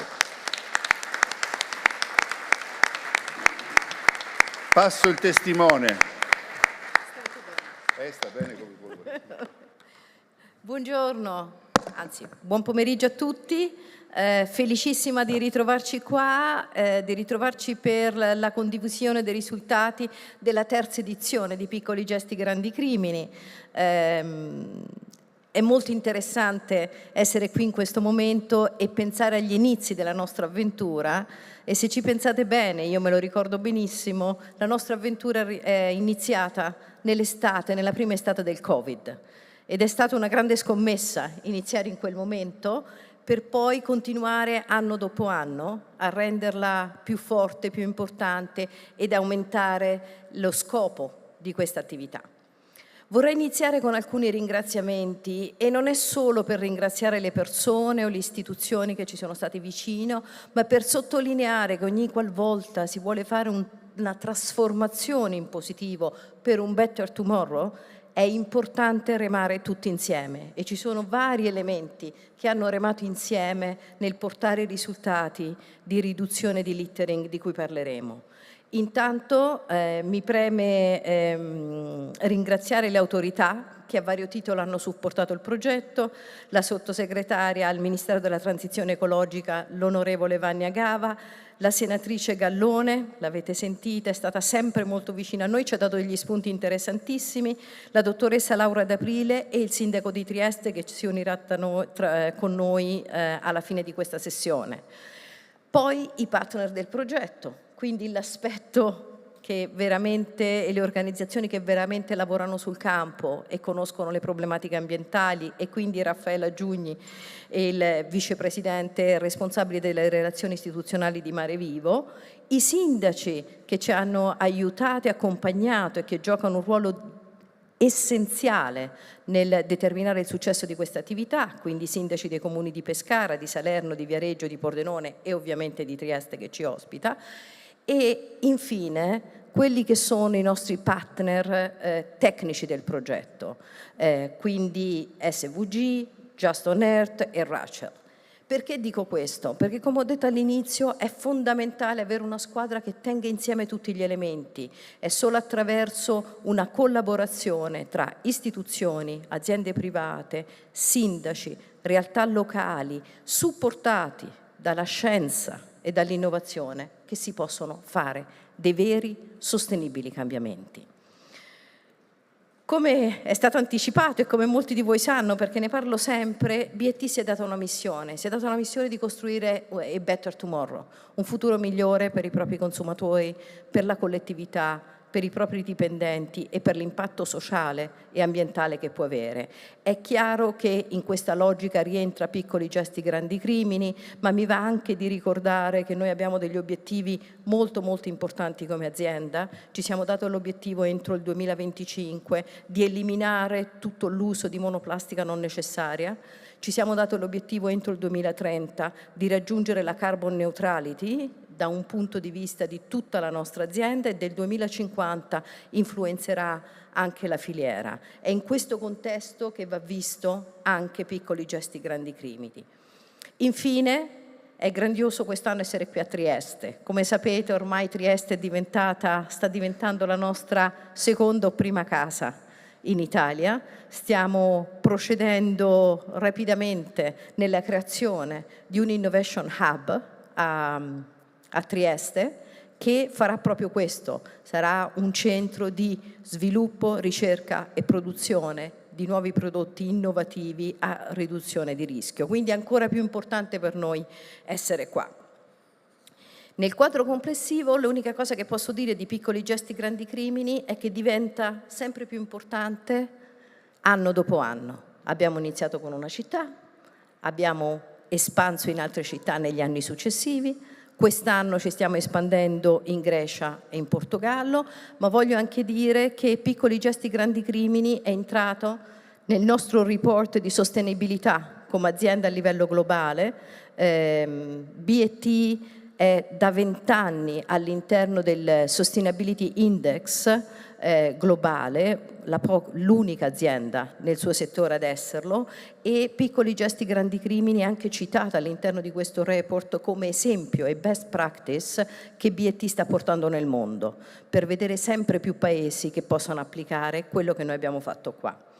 Anche quest'anno i risultati dimostrano, e poi vi verranno spiegati successivamente, quanto è importante fare una campagna di educazione, ma anche due elementi importantissimi. Uno, ribadisce l'importanza dei dati, quindi quello che fa Just on Earth nella raccolta dei dati è stato combinato quest'anno con studi da parte di Rachel che hanno dato importanti indicazioni su quelli che sono gli elementi che fanno la differenza, e di SVG che invece interpreta i dati da un punto di vista di consumatori che non sono solo consumatori, sono cittadini. Quindi c'è stato un passo in questa direzione. C'è stato un altro elemento molto importante, come è stato detto, che è stato quello della distribuzione di questi piccoli portamozziconi non solamente dai volontari ma anche all'interno delle tabaccherie. Anche questo ha fatto un'enorme differenza. Quest'anno è un anno molto importante. Come diceva Raffaella prima di me, l'Italia ha recepito e deve concludere il recepimento della direttiva europea della Single Usage Plastic, della SUP. Stiamo aspettando indicazioni, diciamo, e quello che vogliamo fare è continuare a ribadire da questo palco la nostra disponibilità nel condividere quelli che sono gli insegnamenti, quelli che sono le indicazioni che vengono anche da Piccoli Gesti Grandi Crimini al fine di indicare quali possono essere le migliori e più efficaci forme di indicazione da un punto di vista legislativo nel nostro Paese nell'applicazione della Single Usage Plastic, ricordando che l'obiettivo fondamentale è quello di ridurre il littering. Questo è l'obiettivo. L'obiettivo non è semplicemente fare le multe, l'obiettivo non è semplicemente far pagare, l'obiettivo è avere un ambiente più pulito. La nostra industria si è già mossa con largo anticipo, è stato costituito un consorzio, Arion Care, che si occuperà per l'appunto di gestire il sistema di responsabilità estesa per i rifiuti derivanti dai filtri dei prodotti del tabacco, come conseguenza dell'applicazione della direttiva, e iniziative di questo tipo ci portano a dire che una sinergia virtuosa tra istituzioni pubbliche, aziende private e cittadini è quello che porta ai risultati. Ribadisco quello che ha detto Raffaella, che alla fine gli elementi fondamentali sono informare correttamente i fumatori e i cittadini di quelli che sono i grandi crimini quando si butta una cicca o dei rifiuti in terra, potenziare i punti di raccolta e poi, come sempre, una preghiera alle istituzioni locali nell'applicare anche dell'enforcement e quindi del controllo e delle multe se questo avviene come elemento di indicazione. Ringrazio tutti e ringrazio di averci accolto di nuovo a Trieste. Grazie.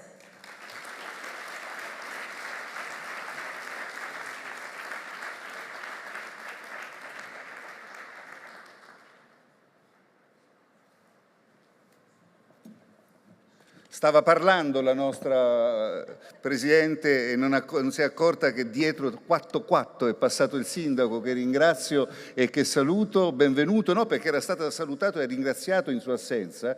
Era stato detto dalla dottoressa Palazzetti: sta arrivando, ed eccolo qua. Vengo là. No, aspetti. Lei pensi di cavarsela così, ora ci deve ascoltare per un po' e poi tirare le conclusioni. Guarda che ti punisco e parlo per un'ora, Lei non sa con chi ha a che fare, io ho tolto la parola anche al Papa, quindi stia attento.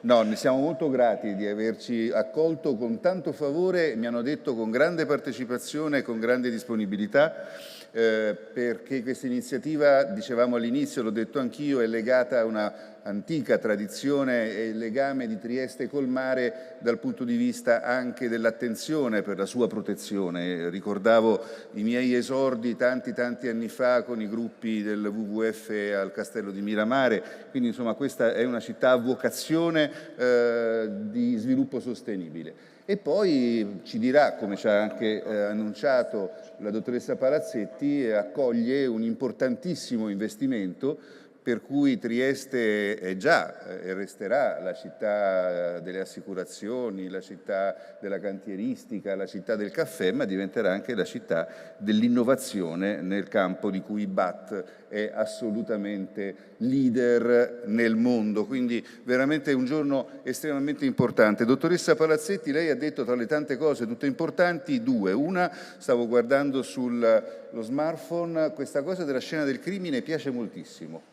Io l'ho postata con chi l'ha ideata e devo dire che tutti sono rimasti colpiti. Questa ambientazione alla CSI fa veramente molto colpo. Perché bisogna lavorare sull'immaginario collettivo che è cinematografico, che è televisivo, che è popolare, e questa cosa della scena del crimine funziona tantissimo. Mi stanno arrivando, a chi non l'aveva ancora vista, mi stanno arrivando da parte di chi non l'aveva ancora vista grande favore. L'altra cosa è quella che ci diceva, l'importanza dell'utilizzo delle nuove tecnologie. Chi ancora non ha capito che cos'è lo sviluppo sostenibile pensa che tecnologia e scienza siano in contraddizione con l'ambiente, la natura, gli animali. No, esattamente il contrario. È la tecnologia che ci permetterà di salvare l'ambiente, la natura, gli animali, la qualità della vita, in termini di monitoraggio, in termini di intervento. E a questo proposito non chiedo, perché non ne possiamo più, anche perché io speravo che Draghi arrivasse fino alla fine, un sondaggio di tipo politico, ma sentiamo invece da Francesco Biasiol, che è stato appena citato, della SVG, e anche di Rachel, adesso vi spiegheremo che cos'è Rachel, che cosa hanno capito rispetto a quello che oggi, ahimè, si chiama sentiment. Ci è stato detto, loro hanno lavorato sulla parte qualitativa. La gente interpellata e resa informata dell'esistenza di questa campagna, cosa pensa della possibilità di limitare il littering, di limitare la dispersione dei mozziconi? È disposta a dare una mano? È disposta a fare la sua parte?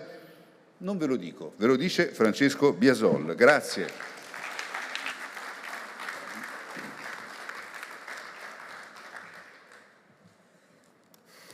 Bene, come avete sentito, quest'anno la squadra a supporto dell'iniziativa si è allargata con l'ingresso di SVG, la società di Trieste di ricerche di mercato e indagini istituzionali, e Rachel, la startup innovativa costituita da SVG, dall'Università degli Studi di Trieste e dalla SISSA, che si occupa di applicare metodi di intelligenza artificiale ai dati delle ricerche. Questo ingresso serve sostanzialmente a completare il puzzle. Alla rilevazione ambientale fatta con metodi passivi, diretti, si aggiunge l'analisi di quello che è la percezione dei cittadini, ma anche proprio la loro partecipazione e la loro ricezione della campagna, come l'hanno vista, come la campagna ha funzionato e che cosa si può fare eventualmente anche per affinarla e per progettarla negli anni a venire. I dati che abbiamo raccolto non sono quindi solo un modo di soddisfare una curiosità, ma uno strumento analitico che è servito in tutte le fasi della campagna per analizzarla nel dettaglio, per affinarla e per riuscire a comprendere non solo una fotografia di quello che sta succedendo, ma le motivazioni che stanno dietro. Perché i cittadini hanno visto con favore o con meno favore questo o quell'aspetto della qualità della vita nelle loro città, dell'efficacia degli strumenti che sono stati proposti all'interno della campagna Piccoli gesti, grandi crimini. A questo proposito chiederei gentilmente alla regia se può mostrare la prima infografica della presentazione e vediamo pochissimi dati, ne vediamo 4. Il resto è tutto presente nella piattaforma e nella pubblicazione che avete tra le mani. Il primo dato che segnaliamo è quello che il problema dei mozziconi è il problema più sentito in tutte le città. Abbiamo chiesto quali sono i comportamenti legati all'ambiente che catturano maggiormente l'attenzione e causano dei problemi sentiti come maggiormente rilevanti, e in tutte e 4 le città il problema dei mozziconi abbandonati a terra è stato giudicato come il più importante. Questo è un segnale che la campagna è riuscita a colpire al cuore del problema del decoro urbano, della pulizia e anche in generale della qualità della vita. Oltre 2 cittadini su 3 hanno espresso questa valutazione, solo Viareggio un filo al di sotto, ma comunque vicina. Di pari passo con questo dato c'è quello sui posacenere tascabili o portamozziconi, che con delle percentuali ancora più alte sono considerati uno strumento efficace. Quindi è stato compreso questo strumento che effettivamente ha dei vantaggi sia gestionali che funzionali. Passerei alla seconda pagina. Per altri 2 numeri, la campagna Piccoli gesti, grandi crimini è stata accolta con grande entusiasmo, in maniera sostanzialmente trasversale, nelle città e nei segmenti di popolazione. Gran parte dei cittadini di tutte e 4 le città indagate esprime un complesso di giudizi nettamente positivo sulla campagna, e anche nello specifico, il dato sotto, sugli strumenti scelti per ottenere il risultato che ci siamo prefissi. In particolare l'utilizzo delle nuove tecnologie è guardato con molta fiducia. Però abbiamo fatto molto di più di questo. Questa è la ricerca. Insieme con Just on Earth abbiamo applicato metodi di intelligenza artificiale per ampliare questi dati, agganciarli e arricchirli come in un sistema di cerchi concentrici. Abbiamo inserito centinaia di variabili valoriali, psicoattitudinali, comportamentali, di consumi, e siamo arrivati fino al livello di georeferenziazione dettagliatissimo che Just on Earth ha costruito in cima alle mappe satellitari su cui ha lavorato. Ne è uscito un quadro ricchissimo, e passiamo all'ultima infografica, che ovviamente non possiamo raccontare qui se non facendo notte. Possiamo dire 2 cose. Abbiamo risposto a delle domande sul perché, come dicevo prima. Una generale approvazione della campagna, che cosa significa? A chi piace la campagna e a chi non piace? Chi lo dice? Quelli che abitano in zone pulite o in zone meno pulite? Ecco, ad esempio, uno degli indici che abbiamo costruito ci dice che l'approvazione della campagna è trasversale. Sostanzialmente tutte le fasce della popolazione, tutti i segmenti, tutti i tipi di cittadini l'hanno accolta con molto favore, e anche tutte le zone all'interno delle città, sia quelle di periferia che di centro che di litorale. E proprio nelle zone che hanno registrato una maggiore densità di mozziconi abbandonati, in quelle zone si registra una maggiore sensibilità ambientale e anche dei livelli ancora più entusiastici della media di approvazione della campagna. E non è un dato così banale, potevano essere le zone dove si rilevava del pessimismo, e invece sono quelle in cui la campagna è stata recepita come particolarmente significativa. Un altro esempio ultimo che possiamo fare su questi dati: abbiamo raggruppato la popolazione in 3 segmenti. Uno di questi, che abbiamo chiamato i radicali, mostrava un livello di approvazione della campagna un po' meno entusiastico degli altri, non negativo, però un po' meno. E ci siamo chiesti cosa vuol dire. È molto interessante, queste persone si caratterizzano per un giudizio estremo su molte delle domande che gli abbiamo fatto e anche delle variabili che abbiamo aggiunto e agganciato. Sono molto critici nei confronti dell'amministrazione pubblica, nei confronti dell'imprenditorialità privata come modello virtuoso che può fare qualcosa di bene per il territorio e per i cittadini. E rispetto a questa loro posizione di partenza, l'approvazione che danno alla campagna è lusinghiera, non è un dato basso, per loro è un dato molto alto.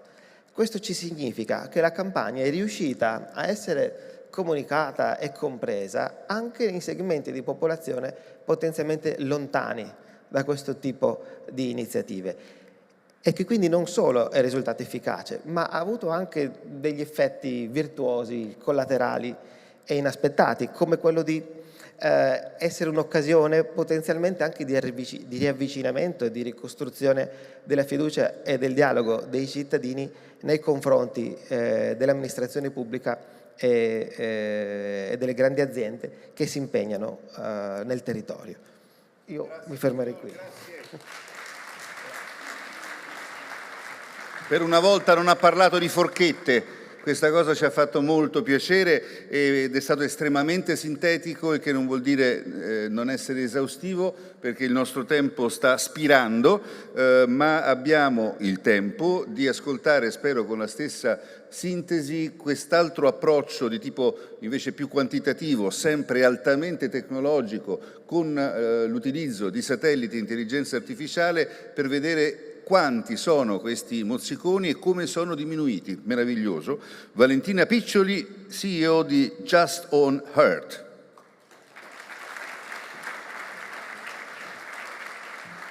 Grazie, buonasera a tutti. Chiedo di, ecco le slide, così sarò velocissima.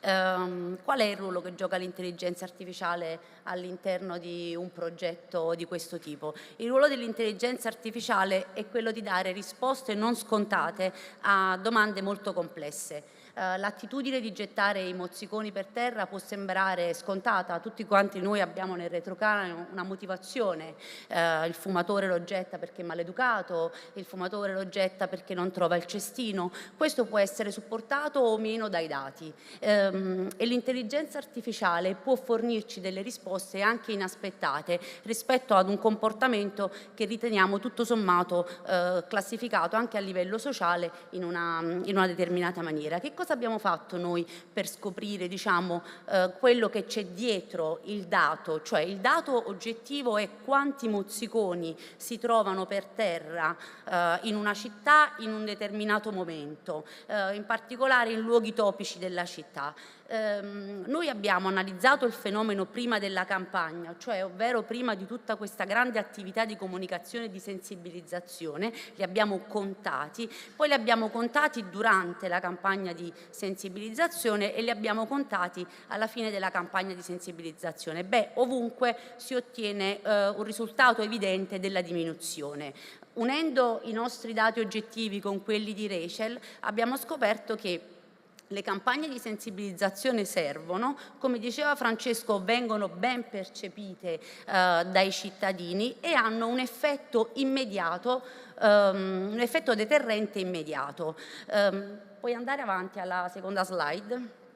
Quindi, come vedete, abbiamo, diciamo, unendo i nostri dati ambientali con il sentiment dei cittadini in tutte e 4 le città, che cosa abbiamo ricavato? Abbiamo ricavato dei trend stagionali, una serie di indicatori relativi alle responsabilità, cioè chi è veramente responsabile, ma di cosa è veramente responsabile, di come io trovo la città al mattino, attenzione, e qui le responsabilità sono distribuite, perché i cittadini si comportano in una determinata maniera, quali sono le abitudini dei fumatori e quali sono le possibili azioni deterrenti.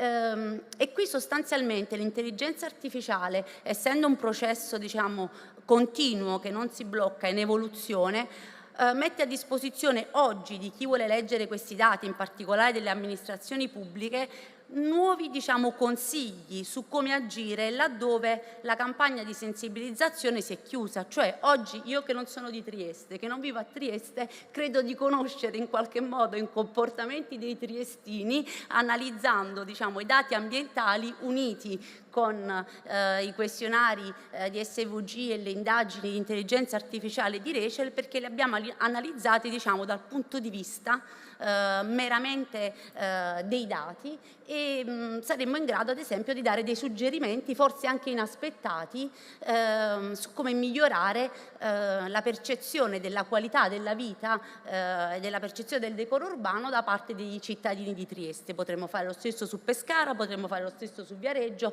e su tutte le altre città. E chiudo con questo: la cosa interessante è che le indicazioni non sono le stesse. Quindi ben vengano le multe o le azioni generalizzate, ma ogni città è un ecosistema a sé, con delle regole, dei comportamenti, e per ottenere delle azioni a lungo termine ogni città andrebbe affrontata e salvata dal suo interno. Ecco. Siamo alle conclusioni con i saluti dei due maggiori partner istituzionali della campagna, uno centrale, il governo, il ministero, e uno invece locale, il comune. Per quanto riguarda il governo, Laura D'Aprile, capo dipartimento per la transizione ecologica e gli investimenti verdi, ci scrive, anzi sono io in questo momento Laura D'Aprile, scusate mancanza di aspetto in linea, ma insomma io faccio Laura D'Aprile, e vi dico che i dati sull'abbandono di mozziconi e di piccoli rifiuti nell'ambiente continuano a destare grande preoccupazione. Va accolta positivamente pertanto ogni occasione che sottolinei il disvalore sociale di tale gesto di inciviltà e la sua natura giuridica di reato. Favorire un'educazione civica che attribuisca il giusto peso e la reale gravità all'abbandono indiscriminato di piccoli rifiuti negli spazi pubblici resta quindi il primo ed essenziale passo per contrastare il littering. Piccoli gesti, grandi crimini, ha il merito di lavorare in due direzioni, entrambe molto importanti: la sensibilizzazione dei cittadini e la raccolta di dati utili a costruire nuove policy multilivello per la prevenzione del fenomeno. Il progetto dimostra anche che le nuove tecnologie possono esercitare un ruolo fondamentale, per esempio suggerendo agli enti locali, attenzione Sindaco, linee guida operative molto puntuali ed efficaci in merito alla gestione delle infrastrutture di raccolta e all'organizzazione di servizi di pulizia e smaltimento dei piccoli rifiuti. La strada maestra è la collaborazione fra istituzioni, terzo settore, industria e stakeholders. E infatti eccoci qua. I cittadini sono i primi attori dell'economia circolare e quindi devono impegnarsi in prima persona per poter contribuire all'attuazione delle politiche stabilite a livello centrale. Il Ministero della Transizione ecologica, conclude il capo dipartimento D'Aprile del Ministero della Transizione ecologica, continuerà il suo impegno a promuovere e coordinare interventi congiunti di prevenzione del fenomeno del littering, acquisendo spunti e proposte innovative per lo sviluppo di misure incisive ed efficienti. Applausi. Grazie.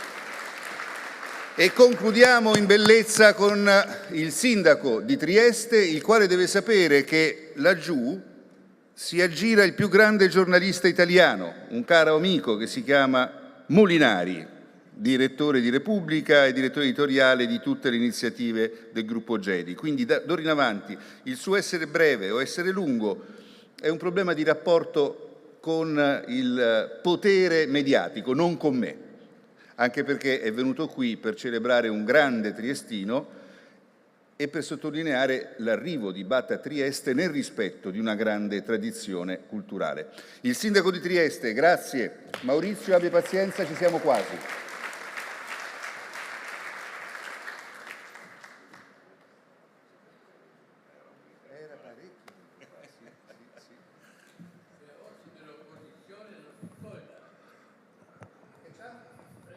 Beh, ma i triestini sai che si lamentano.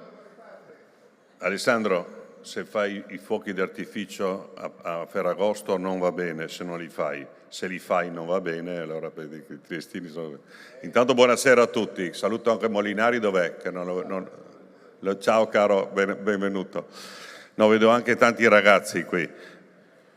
Nessuno ha toccato un altro punto. Quest'estate che c'era una siccità, correvo dietro spesso a degli automobilisti che prendevano la cicca e la buttavano fuori. Abbiamo avuto migliaia di incendi quest'anno e non tutti, come qualcuno dice, erano qualche volta una cicca buttata fuori con quella siccità ha creato anche quei problemi. Dopo naturalmente ringrazio la British American Tobacco perché è arrivata a Trieste con un investimento di 500 milioni, stanno facendo qualcosa di straordinario, però si sono anche inseriti nella città veramente alla grande e questo mi fa molto piacere e ringrazio la Presidente e tutti i collaboratori di British American Tobacco. Posso tornare, visto che vedo tanti giovani, torno un attimo indietro. Quando sono nato io nel 1953 non c'era il frigorifero, non c'era la televisione, ma le sigarette non avevano il filtro. Si fumava Alfa, fumava il nonno, fumavano nazionali senza filtro, per cui non c'era, Antonio, il problema delle cicche, questa è la realtà. Dopo naturalmente è nata la plastica, dopo abbiamo creato i rifiuti, dopo abbiamo creato di tutto di più, in quella volta non esisteva né la raccolta dei rifiuti né tantomeno tante altre cose, i contadini venivano a votare la vasca dei liquami perché si poteva spargere per i campi come concime, adesso tutto questo non si può più perché abbiamo inquinato, abbiamo fatto di più. Come vi ho raccontato ieri a Trieste non abbiamo questi problemi, Alessandro, perché sai che siamo primi per qualità della vita, abbiamo un termovalorizzatore di 3 linee, abbiamo un depuratore, abbiamo un unico scarico a mare ancora e basta. L'OGS ci ha chiamato dicendo che abbiamo le acque troppo pulite per i pesci e per le alghe, abbiamo dovuto sporcarle un po', ma questa è una verità perché ieri avevamo qui la dottoressa Del Negro che ha convalidato le mie dichiarazioni. Per cui la cosa importante che ha fatto British American Tobacco e tutti voi è questo. Dobbiamo creare un movimento di opinione, che non bisogna prendere la cicca, buttarla fuori, come non bisogna fare tante altre cose, come quando andiamo in autostrada dobbiamo correre a 130, dobbiamo rispettare i divieti, questo dobbiamo fare. E purtroppo in questi ultimi anni, un po' anche colpa della scuola qualche volta, non abbiamo insegnato ai ragazzi che si può vivere. Vi parla uno, cari ragazzi, che ha 69 anni, io sono da 20 anni che faccio il sindaco, non ho mai avuto un problema con la giustizia, sulla mia fedina penale c'è scritto nulla e credo di aver gestito, Alessandro, 15 miliardi di euro. Per cui vedete che si può fare in questo Paese, perché sempre ci nascondiamo dietro il dito che non si può fare, invece si può fare. E la stessa cosa, credo che ho una città, pulita, una città che funziona e per cui se ci mettiamo tutti insieme, avevo 74 dirigenti, ne ho 27 e me ne vanto, nel senso che se tutti, Alessandro, avessimo fatto così in Italia vivremmo in un paese migliore. E invece spesso e volentieri la politica ha allargato certi settori e abbiamo visto che siamo a 2.766 miliardi di debiti e forse per rispetto a questi ragazzi che abbiamo qua, forse è il momento di fermarsi, cominciare a lavorare seriamente e naturalmente spendere i soldi pubblici in maniera adeguata. Questo chiedo al nuovo governo, ai governi che verranno, tutto quello che volete, ma l'importante è che possiamo diventare seri. British American Tobacco mi ha insegnato qualcosa in questo periodo e io vi ringrazio. Siete entrati nella città in punta di piedi, però vi siete subito posti bene e di questo vi ringrazio. Ringrazio anche tutti gli interventi che ho sentito e naturalmente un caro saluto a tutti voi.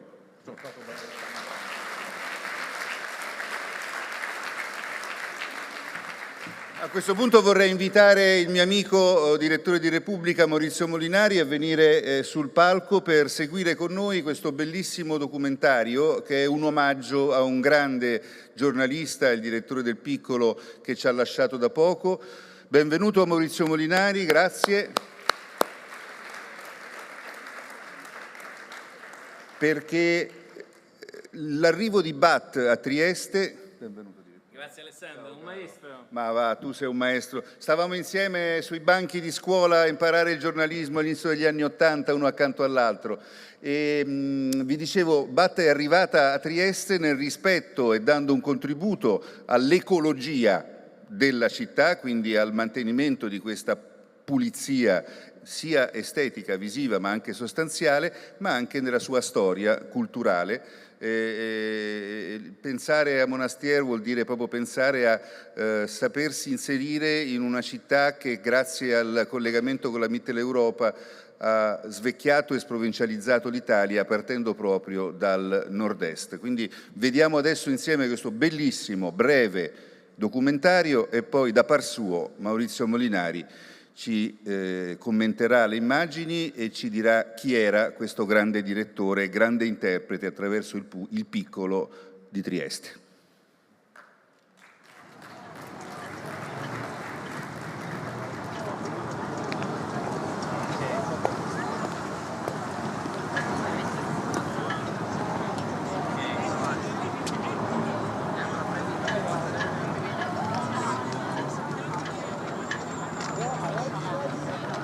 Che cosa vedo quando osservo la città? Che cosa vedo quando guardo Trieste?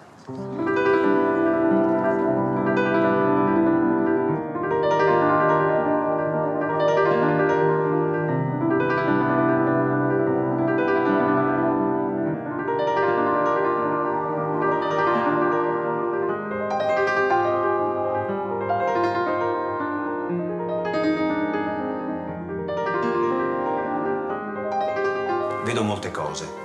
Trieste è una città concreta, una città industriale, ma è anche una città letteraria, quindi anche una città che non esiste.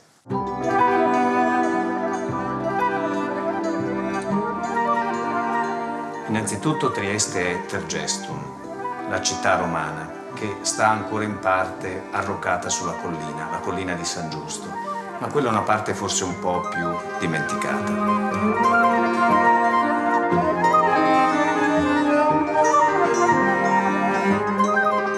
Poi c'è Trieste, la città dei fasti asburgici, la Vienna sul mare, la città da cartolina, o meglio, oggi, da selfie.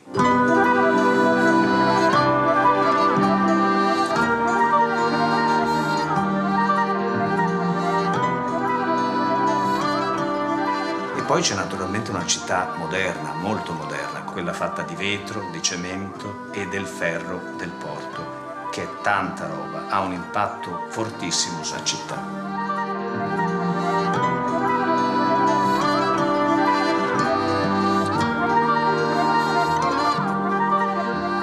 Insomma, io credo che non sia possibile definire questa città in un solo modo. Se proprio dovessi trovare una sintesi, forse ricorrerei a un motto, e che è non se può. Sono Omar Monestier, sono il direttore del Piccolo, il quotidiano di Trieste.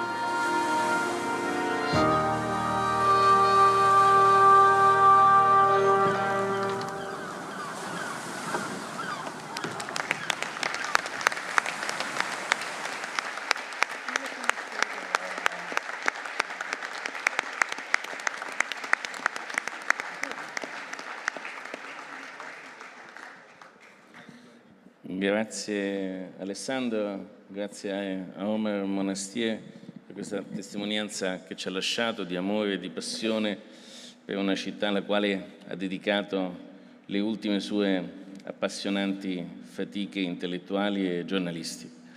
Omar Monestier amava il suo lavoro, amava soprattutto la passione di raccontare e in ultima istanza amava gli esseri umani che popolavano i territori di questo straordinario e irripetibile angolo del nostro paese.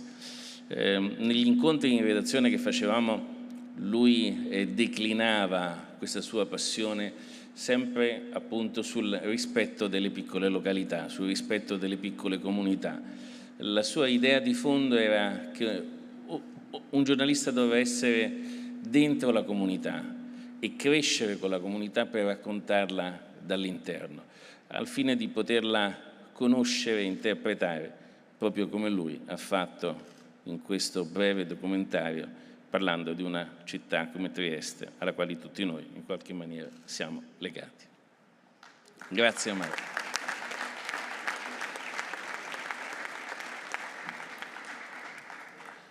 La cosa bella della vita di qualunque aspetto della vita, la cosa bella che facciamo noi che crediamo veramente nello sviluppo sostenibile, nell'economia circolare, nell'approccio razionale a uno sviluppo che non si deve fermare ma deve saper trovare le giuste compatibilità con l'ambiente, che ci si passa il testimone.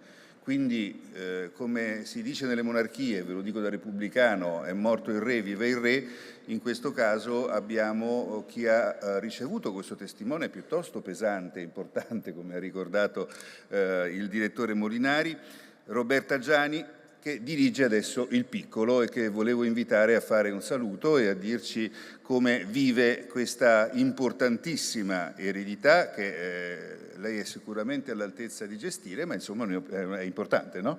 Vero, cara direttore o direttrice? Come preferisci? Grazie per la fiducia. Totale. Senza conoscerci è bellissimo. Me l'ha detto Maurizio. Buonasera a tutti, ringrazio innanzitutto per questo video e per questa serata Barcolana Sea Summit, il suo presidente Mitya Jaluz, perché io nell'ultimo anno e mezzo ho lavorato con grandissima intensità vicino a Omar, con quell'intensità che è propria di chi vive nella redazione di un quotidiano, e quindi per me è ancora, come dire, difficile parlarne, ma ci tenevo a ringraziare la Barcolana per aver pensato di dedicare questo dialogo a Omar. La ringrazio anche a nome della moglie e della famiglia che oggi non può essere qui, perché il tema è quanto mai mirato e quanto mai centrato. Le nuove sfide che ci attendono, il futuro del giornalismo. Omar era tante cose, ma era affamato di futuro, credeva in questo mestiere, credeva nelle nuove sfide, e quindi questa sera, tra poco, con Maurizio Molinari e con un altro ospite che non vi spoilerò ancora, non lo spoilerò, cercheremo di capire che cos'è che ci aspetta e qual è il futuro di questa professione che per me resta la più bella del mondo. Grazie a tutti. Ci teneva la dottoressa Palazzetti giustamente a ricordarmi che questo è un estratto, che è un grande documentario prodotto da BAT in onore di Trieste, la nuova sede di questo nuovo importante impianto di BAT in Italia, incentrato sulla ricerca e lo sviluppo di soluzioni migliori per la salute umana e per l'ambiente. Quindi poi ci sarà modo di scaricarlo tramite le varie piattaforme per vederlo interamente e per sentire tante altre importanti testimonianze. Diceva il direttore Molinari, per un giornale cosiddetto locale, che sono poi giornali che sono anche i più letti perché c'è un rapporto personale, bisogna saper star dentro la città, star dentro questo local che è così importante. E cosa se non una squadra di calcio può rappresentare un altro importante legame viscerale fra un giornale e la città, fra la città e il suo mondo e il suo popolo? E dunque un saluto di Simone Giacomini, presidente di Stardust SPA, ma anche di Triestina Calcio 1918. E questo era lo spoiler, caro direttore o direttrice. Buonasera, molto piacere a tutti. Innanzitutto non ho avuto il piacere di conoscere il direttore perché quando sono arrivato è appena venuto a mancare, quindi mi è dispiaciuto di questo, ma ho letto la sua storia e avrei avuto veramente voluto conoscerlo, quindi mi dispiace tantissimo, solo una premessa su questo. Affronteremo adesso il tema della comunicazione, come sta cambiando la comunicazione, insieme al dottor Molinari e alla dottoressa Roberta del Piccolo, e poi quindi eccoci qua e adesso ci accomoderemo e parleremo. Adesso spiego. Vi sarete chiesti, Molinari è venuto da Roma fino a qua per dirci 3 parole? No, perché era semplicemente un antipasto, perché adesso noi ce ne andiamo, cari amici del Barcolana Sea Summit, cari amici di BAT, di SWG, caro sindaco, caro Mare Vivo, e restano il grande direttore, la nuova direttrice o direttore o direttora, non so più come dire, e il doppio capo di Stardust e Sceglietevi le 3 poltrone centrali, direi, prego, e a voi la parola, a te Maurizio, grazie, arrivederci e buon proseguimento a tutti.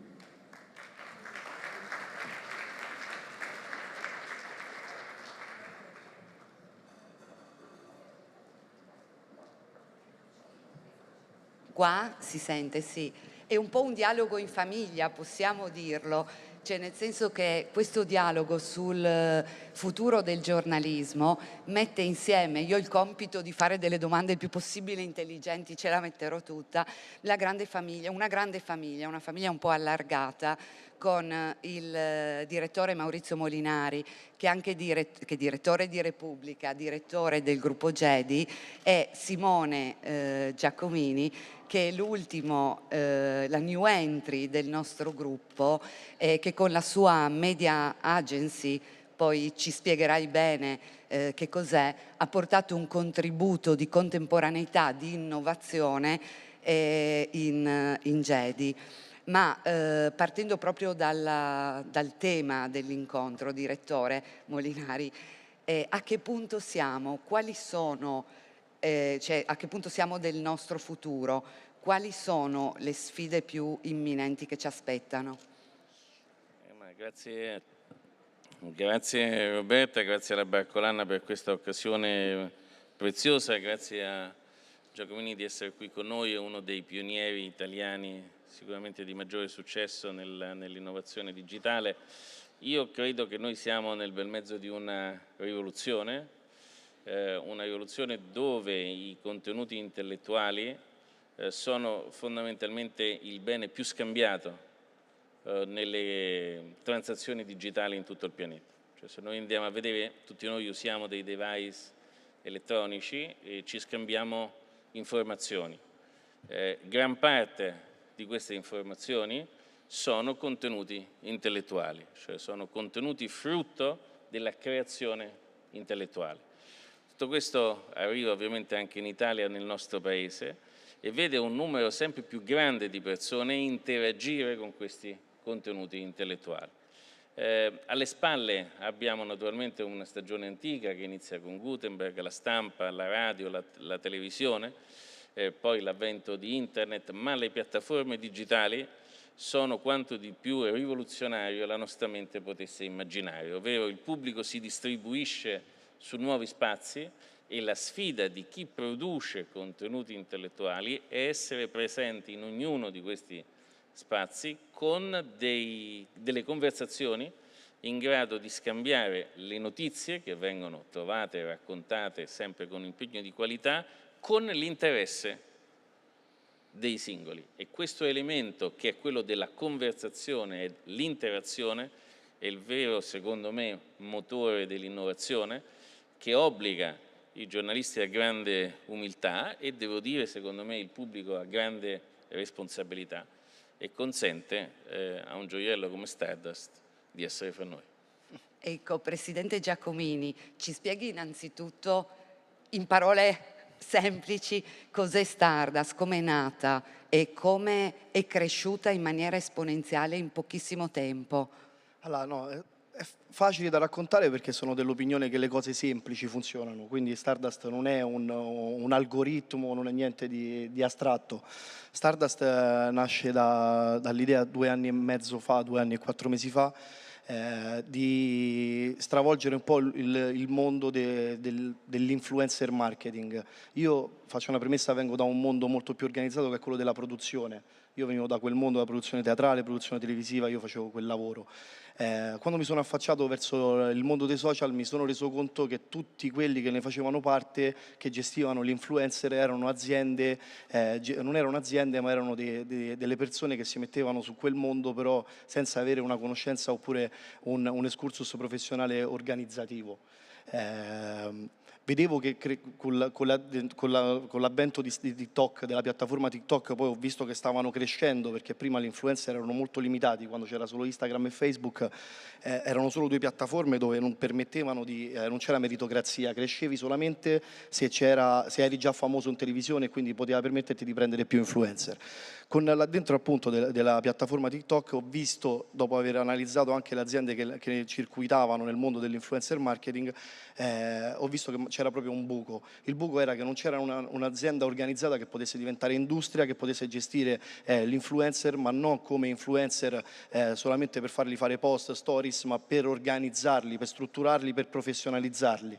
E quello che abbiamo fatto è, invece di prendere la solita agenzia dove prende 5, 6, 10 talent, abbiamo cominciato col prenderne 50, 60, 70, fino adesso ad arrivare a 500, perché l'idea era quella di che il meccanismo social è un meccanismo di divulgazione allucinante. Credo che non ci siano altri media che hanno la possibilità di divulgazione così ampia. Perché così tanti influencer? Perché non crediamo nell'ambassador unico, no? La battuta che facciamo fuori noi. Crediamo che un influencer, un unico influencer è sempre un unico con quell'audience. Se tu metti invece a disposizione diversi influencer con diverse tipologie di argomentazioni che loro hanno, questo qua può creare un interesse, suscita dei numeri molto più ampi. Siamo partiti dalla musica, il nostro esperimento di Stardust nasce dalla musica, perché vedevamo che a prescindere dalle radio, sappiamo che i ragazzi adesso quando entrano in auto mettono la loro playlist, non ascoltano più semplicemente la radio, la ascoltano molto di meno. La radio la ascoltiamo più noi, no? I millennials e le generazioni prima, ma le generazioni Z o quelli nuovi non l'ascoltano, ascoltano le loro playlist. Quindi da lì noi siamo partiti, abbiamo fatto una sperimentazione con una casa discografica, con la Sony, facendo citare un pezzo che era già uscito da 3 settimane e che però non era rientrato nella classifica, e mettendo a supporto 35 influencer con una creatività organizzata, con tutto organizzato, con un flusso organizzato, quella canzone dopo 3 giorni è arrivata in classifica, è rimasta in classifica Spotify Top 20, ci è rimasta per tutta la nostra attivazione per 3-4 settimane, dopodiché la Sony ci ha fatto altre attivazioni, abbiamo sempre overperformato, abbiamo fatto un caso mondiale che è stato ripreso dall'America, perché abbiamo portato una canzone che era uscita da 6 settimane, che era Watermelon Sugar di Harry Styles, che non aveva avuto successo in Italia perché era uscita, ma le radio e la potenza non era riuscita a farla divulgare così tanto. Noi sui social, con la seconda attivazione, usando 50 influencer, la canzone è entrata subito in classifica il giorno dopo, viral su tutte le piattaforme, su Spotify è arrivata prima, è rimasta tra la prima e la quinta posizione per 4 mesi e ha vinto il disco d'oro. Da là le major si sono interessate a noi e da lì abbiamo fatto quello che volevamo realizzare. Perché racconto questo aneddoto della musica? Perché Stardust nasce proprio dalla musica, perché la musica è il nostro collettore. Ogni settimana, ogni giovedì su Spotify escono centinaia di tracce nuove. Per avere 500 influencer come Idea Stardust nel proprio roster c'è bisogno di farli lavorare costantemente, altrimenti l'influencer se ne va. E la musica è il collettore, perché uscendo tante canzoni tutte le settimane noi ci permettiamo di farli lavorare costantemente. Da lì poi siamo andati sui brand. Il primo brand, coincidenza, è stato FCA, che ha creduto in noi, con la chiamata di Ettore, che è l'amministratore delegato della Stardust, che sta qui con me, sta sempre con me. Da lì abbiamo partito con i brand, abbiamo fatto tutto e la crescita è stata esponenziale. Adesso siamo arrivati a oltre 600 influencer, abbiamo un previsionale di fatturato di quest'anno di oltre 19 milioni di euro, che è il secondo anno di bilancio. E poi la fortuna è stata quella che un gruppo come Jedi ha creduto in questa realtà e siamo diventati una famiglia. A giugno di quest'anno siamo diventati una famiglia e quindi quello che noi immaginavamo che potesse essere una realtà, grazie a loro addentro all'interno dell'azienda, è diventata la realtà, perché non è da tutti i giorni che un gruppo come importante, gruppo più importante italiano, possa associarsi a un'agenzia di influencer marketing, no? Perché ha visto che non siamo solo l'agenzia di influencer marketing normale, ma siamo un media, il media are people, come lo chiamiamo noi, il media delle persone. Ecco, direttore Molinari, proprio rispetto a questo, all'interno di Jedi, quale può essere il connubio vincente tra il giornalismo, come lo conosciamo noi, come lo conosco io che sono nata a Cartacea, anche se è un giornalismo in profonda trasformazione, e una media agency come Stardust?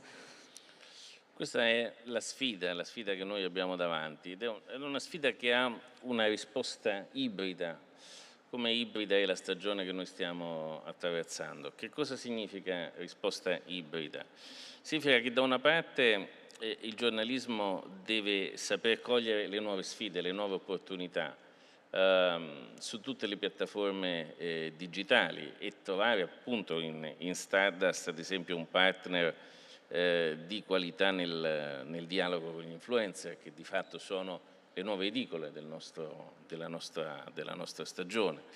E quindi questo significa, da un punto di vista di vita redazionale, la riorganizzazione del nostro sistema di produzione delle notizie in maniera da essere presenti H24 7 giorni su 7 su tutte le piattaforme digitali, non solamente i siti dei giornali del nostro gruppo, come Il Piccolo, come Repubblica, come La Stampa, ma anche le loro piattaforme social, i loro social account, i social network, i podcast. Ognuna di queste piattaforme comporta una nuova professionalità, una nuova redazione, comporta l'inclusione di nuove intelligenze, di nuove tecnologie. Tutto questo naturalmente porta a ridescrivere l'ambiente del giornale, l'ambiente della redazione e, a mio avviso, a renderlo più competitivo, più avvincente per le nuove generazioni, più fucina di nuove professioni, nuove professionalità. Ci sono tutta una serie di nuovi lavori che solamente 3 o 5 anni fa noi non avevamo neanche immaginato. Ma perché ibrido? Perché tutto questo deve convivere con il vecchio mestiere e soprattutto deve convivere con la conservazione della carta. E perché questo? Perché la carta resta uno strumento per dialogare con qualità con un pubblico di lettori affezionati che rimangono destinatari di questo tipo di informazione, rimangono affezionati al consumo dei giornali di carta e rimangono anche decisivi, cioè pensiamo ad esempio al New York Times. Il New York Times, che è un giornale che ha 5 milioni di abbonamenti digitali, continua ad avere nel borough di Brooklyn la roccaforte delle proprie copie di carta. Senza il numero di copie di carta che il New York Times vende solamente nel borough di New York, l'intera struttura economica del New York Times sarebbe in grandissima difficoltà. Dunque il giornale di avanguardia sul fronte degli abbonamenti digitali è anche il giornale che conserva un polmone digitale. Nella stessa maniera il gruppo Gedi conserva i giornali di carta come noi li conosciamo, il Messaggero Veneto, il Mattino di Padova, La Stampa, la Repubblica, restano come presenze locali importanti nel dialogo con i lettori tradizionali, ma al tempo stesso adattano le loro redazioni alle trasformazioni digitali. Questo significa vivere in una stagione ibrida dove la sfida è quella di dialogare H24 con tipologie di pubblico che in realtà coprono l'intero settore dei contenuti intellettuali e questa è la grande differenza, secondo me, con il mercato che noi abbiamo ereditato, che era fondamentalmente invece basato sulla carta solamente e sulla televisione, cioè su prodotti che venivano confezionati solo per essere letti e consumati o visti passivamente, dove cioè non c'era l'interazione, non c'era la conversazione. E questa parte del mercato resiste, ma l'altra sicuramente corre molto più velocemente. Quindi bisogna resistere nella difesa e nella tutela della carta come piattaforma di qualità e al tempo stesso sviluppare il digitale, come sviluppare il digitale e al tempo stesso conservare la qualità della carta.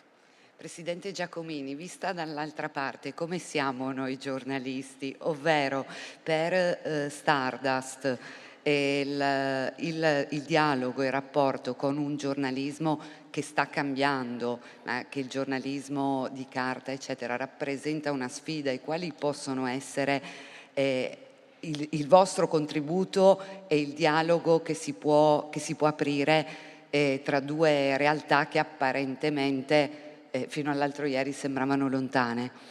Una sfida anche per noi, perché si dice sempre che le nuove generazioni non sono informate.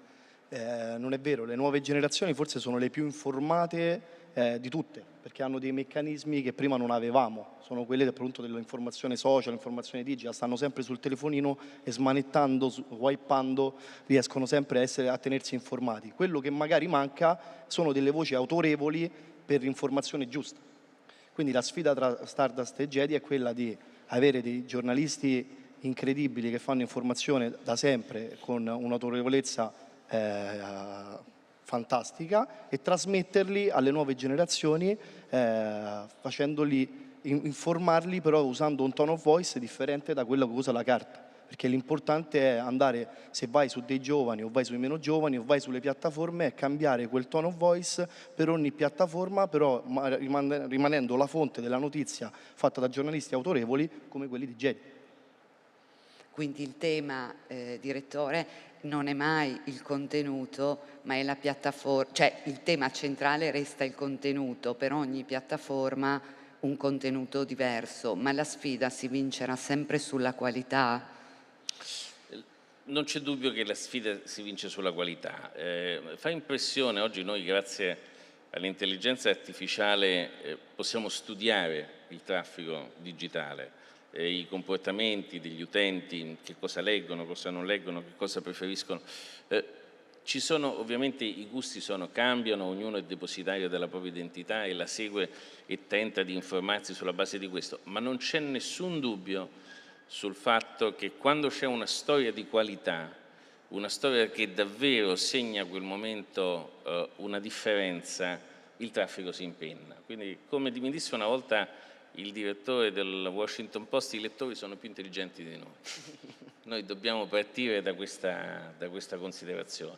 E lui aveva ragione.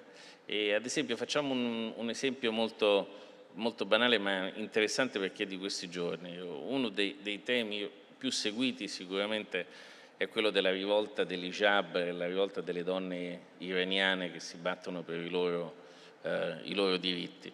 E molto è stato scritto, moltissimi articoli, però diciamo, qual è uno dei contenuti intellettuali che ha fatto maggior traffico nel nostro paese e non solo? L'immagine, il video di questa donna iraniana che canta Bella Ciao in persiano. È una canzone straziante, emozionante, che lega i nostri contenuti, la nostra storia con quanto sta avvenendo in Iran. E questa è una donna senza hijab, senza velo, che canta in persiano Bella Ciao con tutta l'energia che ha in corpo, e semplicemente in questo gesto, in questa canzone, in realtà lei diventa il vettore di un valore anche di notizie che riguardano tutti noi. Un giornale deve essere consapevole che questi sono i nuovi strumenti di comunicazione, quindi è giusto che ci sia il giornalista che, faticando, e oggi non è facile trovare notizie su quanto avviene in Iran per la censura che c'è nella Repubblica Islamica, ma nonostante questo non solamente i nostri giornali, ma devo dire anche altri giornali italiani e europei fanno un ottimo internazionale lavoro in questo, però oltre alla copertura giornalistica serve qualcosa in più, serve qualcosa che coinvolge chi ascolta, e sotto questo punto di vista sicuramente le piattaforme digitali possono dare un decisivo contributo in più per coinvolgere tutti quei lettori che altrimenti noi non saremmo riusciti ad avvicinare. A partire dai giovani, Giacomini, che sono per il giornalismo tradizionale quasi un miraggio. Come facciamo appunto a portarli a noi? È possibile o non è? Come dicevo prima, bisogna educarli su quello, bisogna cominciarci a lavorare da subito, perché i giovani poi crescono, eravamo giovani anche noi, quindi bisogna lavorarci da subito, bisogna trasmettergli dei valori dell'informazione, che è fondamentale informarsi, ma io lo dico, lo vedo, perché noi abbiamo anche delle academy con dei piani di ragazzi giovani, una a Milano e una a Roma, e li vediamo che sono dei ragazzi che hanno voglia di conoscenza, di informarsi, hanno voglia, solo che magari non sanno dove, perché sono cambiate anche le generazioni dei genitori, quindi non è più la tavola dove ti vedi il telegiornale, la mattina dove compri il giornale sempre, non c'è più quell'attitudine, quindi bisogna portarli all'informazione sana, e come dicevo prima, noi, questa è la nostra sfida di Stardust con Jedi, è proprio quella di divulgare, amplificare, come dicevo prima il discorso della musica, noi la musica l'abbiamo presa, la canzone l'abbiamo amplificata, l'abbiamo messa a conoscenza di quelli che non la conoscevano ed è entrata in classifica. Dalla musica si può fare per l'informazione, noi l'informazione che sta su una nicchia di gente che acquista quel media, noi possiamo amplificarla e farla mettere a conoscenza di tutti fino a che educarla che quello che noi divulgheremo come informazione è un'informazione reale, un'informazione sana senza fake news, che quello è il male del web, perché sanno che quando ci sta Stardust con Jedi di mezzo l'informazione è un'informazione autorevole, quindi quello, amplificarla. Che il tema proprio delle fake e anche della fiducia che noi vediamo nel nostro paese, non solo nel nostro paese, da un lato c'è la preoccupazione per le fake news e dall'altro c'è una scarsa fiducia o comunque una fiducia parziale nel giornalismo. Come si superano questi due elementi? Diciamo, le fake news sono la minaccia del nostro tempo e quanto più ci aggredisce è la declinazione contemporanea di Homo homini lupus, è l'idea che la realtà digitale sia un grande spazio nel quale ogni bugia, ogni aggressione, ogni odio possa avere diritto di cittadinanza. È un po' come la vita dell'umanità nello Stato obrato, prima ancora che esistesse una forma di legge, di rispetto, di Stato di diritto. Perché questo è possibile? Ma questo è possibile fondamentalmente perché siamo ancora nella fase adolescenziale dello sviluppo digitale, perché molti diritti digitali devono essere ancora declinati, legiferati e protetti. Sicuramente il Parlamento europeo ha iniziato a difendere la proprietà intellettuale con grande determinazione, dobbiamo essere grati agli eurodeputati di Strasburgo e di Bruxelles, ma è l'inizio di questo.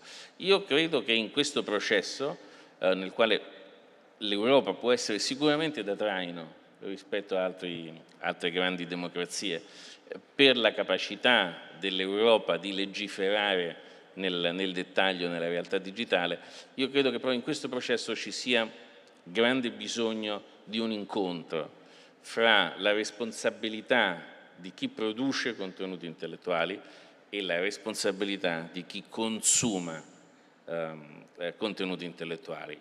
La responsabilità di chi produce contenuti intellettuali deve essere quella della qualità, ovvero di certificare sempre l'informazione che si scrive, andare sempre a verificare le fonti, citare le persone, fra virgolette, dopo aver parlato con loro, fare sempre 2 o 3 controlli prima di scrivere qualcosa, cioè la qualità, il vecchio mestiere, la vecchia professione, questa non muore mai e questa è in ultima istanza il garante migliore della qualità dell'informazione. Questo deve essere lo sforzo che i giornalisti devono di generazione in generazione continuare a fare, indipendentemente dalla piattaforma dove poi questi contenuti vengono posizionati, perché la vera differenza fra l'informazione di qualità e non di qualità è la certificazione e la responsabilità di chi la firma. Ma poi c'è però anche la responsabilità dei lettori e su questo bisogna essere, io credo, molto, molto chiari. Le fake news nascono dall'informazione gratuita, perché quando l'informazione è gratuita la realtà è che tu non sai chi la paga. Ci sono tutta una miriade di siti che vivono e muoiono nell'arco di pochi giorni, se non addirittura di poche ore, e diffondono tutta una serie di informazioni che, non dovendo rispondere a nessuno, possono essere vere e false esattamente nella stessa maniera. Che cos'è che fa la differenza fra gli uni e gli altri? La disponibilità a pagare.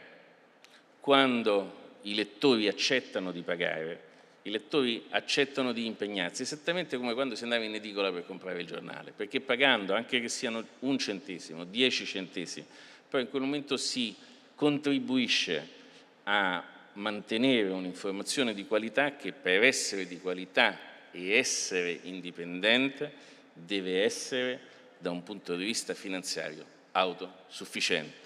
Perché se non siamo noi a pagare per queste informazioni, ci sarà qualcun altro che noi non conosciamo. Quindi il punto vero è che la fase di maturità dell'informazione digitale, noi entreremo in questo quando tutti noi ci renderemo conto che l'informazione va pagata e quindi pagare online anche cifre estremamente basse in realtà aiuta a mantenere un'informazione libera e responsabile. Ecco, Presidente Giacomini, proprio su questo tema, l'informazione di qualità va pagata. Noi dobbiamo riuscire a far capire questo concetto dopo anni in cui l'informazione è stata un po' ancora adesso c'è un certo Far West, però ci sono settori, lei prima citava anche la musica, che sono riusciti a farsi pagare. E rispetto a questo, anche alla luce della sua esperienza e al fatto che poi vi rivolgete alle giovani generazioni, è possibile far passare il concetto nei più giovani che un'informazione di qualità è un diritto, è un valore, ma va pagato? Sì, va raccontata giusta, come dicevo prima, sempre col tono di voce per la piattaforma. Un ragazzo di 16 anni, se gli dici che l'informazione va pagata, non capisce il perché. Quindi va spiegato, va raccontato il motivo, che è quello che diceva il direttore adesso, è quello che l'informazione va pagata perché c'è tutta una filiera dietro. Quindi magari quello che dico io quando ci stanno questi tipi di discussioni è quello di magari far vedere proprio la filiera dietro del lavoro, che tanti giovani non la capiscono, se pensano che c'è un giornalista che sta a casa e lo fa, non sa la filiera della stampa, non sa tutto, quindi raccontarlo è come quando alle elementari si porta a vedere alla fattoria i bambini per farli vedere il latte da dove deriva. L'informazione va fatta comprendere, quindi va spiegata, e Stardust su questo è un divulgatore, sempre un amplificatore che può far rendere conto. Poi non è semplicissimo, ma non è impossibile. Pian piano poi si arriva anche a quello, a farglielo comprendere. Le generazioni nuove sono nuove ma non sono stupide, anzi stanno facendo dei movimenti che le altre generazioni prima non hanno mai fatto. Il movimento, quello, io non volevo andare su questo discorso, ma la generazione Z in questo momento sta smuovendo il meccanismo del libero arbitrio, no? Di essere omosessuale, fluido, no? Quello che ci hanno sempre provato gli italiani o tutte le altre, specialmente gli italiani, ma non ci sono mai riusciti. Mentre adesso con la generazione non c'è più, si difendono tra di loro, quindi è una generazione che è sottovalutata, ma è una generazione molto importante che ci trascineremo, che però hanno fatti capire delle cose fondamentali come questa dell'informazione. È fondamentale, lo devono comprendere, glielo dobbiamo spiegare col giusto tono di voce.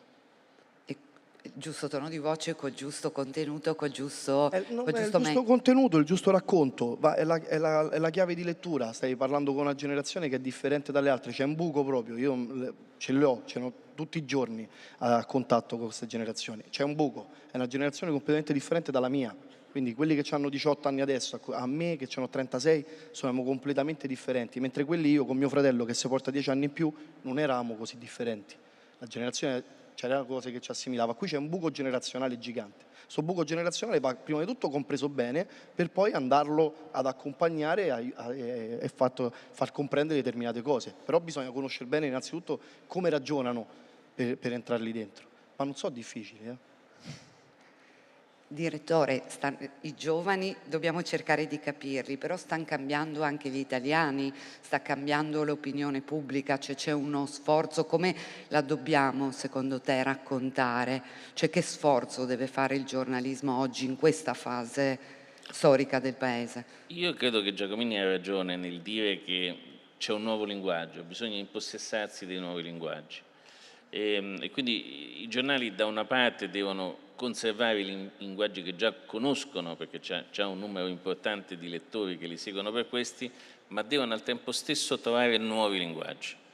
Ad esempio ciò che distingue Stardust è il ruolo degli influencer. Il ruolo degli influencer è straordinario, che ha qualcosa che in realtà ci riporta all'origine dell'umanità, no? Quando avevano i singoli che andavano nelle strade, che raccontavano le storie, tutti si riunivano, no? Attorno alla persona. Nell'antica Roma in realtà funzionava così, no? C'era uno che andava in mezzo alla strada e raccontava una storia.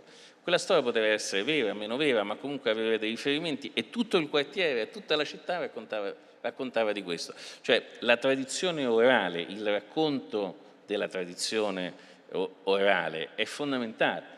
Nell'Islam ci sono i hadith contano più del Corano, con tutto il rispetto, però la realtà è questo, cioè tutta la tradizione orale dell'Islam viene da racconti che vengono trasmessi da persone in persona. E che cos'è il Talmud nella tradizione ebraica? È stato messo per iscritto alla tradizione orale. Cioè a un certo punto si sono messi seduti un gruppo di grandi rabbini e hanno detto: sapete cosa? I racconti orali vengono talmente tanto che noi li dobbiamo mettere per iscritto. Gli influencer che cosa sono? Sono la versione contemporanea della tradizione orale. E questo secondo me è affascinante. Quando lui dice che attenzione a questa generazione, perché è una generazione che sta trasmettendo dei valori nuovi, affrontando delle sfide nuove, un'identità nuova, lo fa anche con una metodologia che appartiene al carattere tradizionale dell'umanità. E noi con grande umiltà, se lavoriamo nel settore dell'informazione, dobbiamo capire come la gente comunica, come i giovani comunicano fra di loro. E dobbiamo però naturalmente far fronte a questa sfida senza rinunciare alla vecchia professione. Quindi cercando appunto di trovare una sintesi tra i valori, gli strumenti della professione, le nuove tecnologie, ma anche le nuove generazioni, che è una sfida da far tremare i polsi. È una sfida da far tremare i polsi, ma io credo che la strada per vincerla è includere i giovani nel nostro sistema di produzione delle notizie.